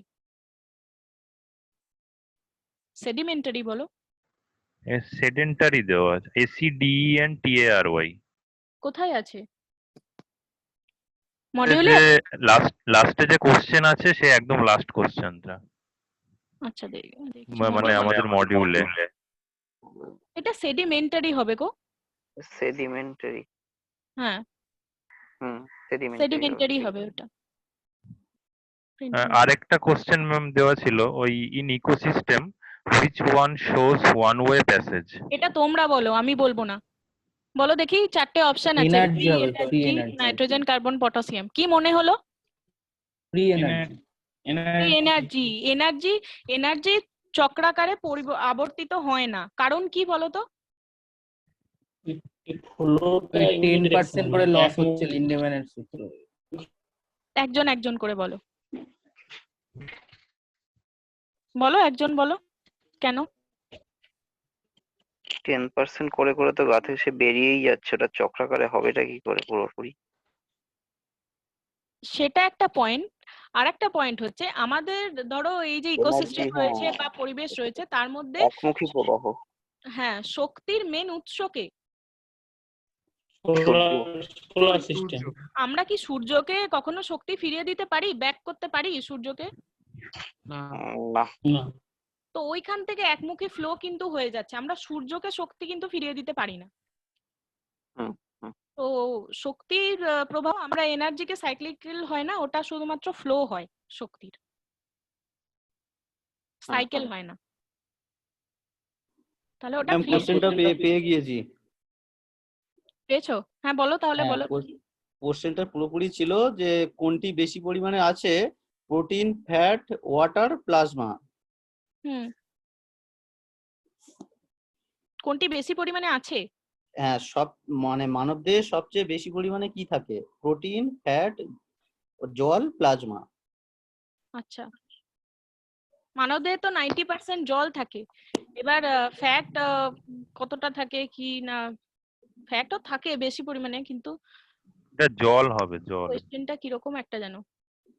আমি গ্রুপে দিয়ে রাখলাম, টেলিগ্রাম গ্রুপে ম্যাম কোয়েশ্চেনটা পরে আমাদের ক্লিয়ারলি মানে ইয়ে করে দেওয়া নেই, বলা নেই। এক্স্যাক্টলি, এলিমেন্ট কোথায় হ্যাঁ মোটামুটি ম্যাম জল। জলই হবে, কোশ্চেনটাতে কোনো জলই ফল্ট হবে। আছে।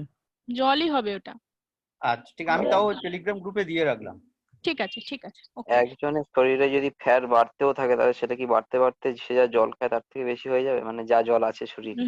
সেটাই এটা সেটাই তো ইয়ে হয়ে যাবে তো। হ্যাঁ ম্যাক্সিমাম ফ্যাট হলো তো জলকে তো করতে পারবে না না।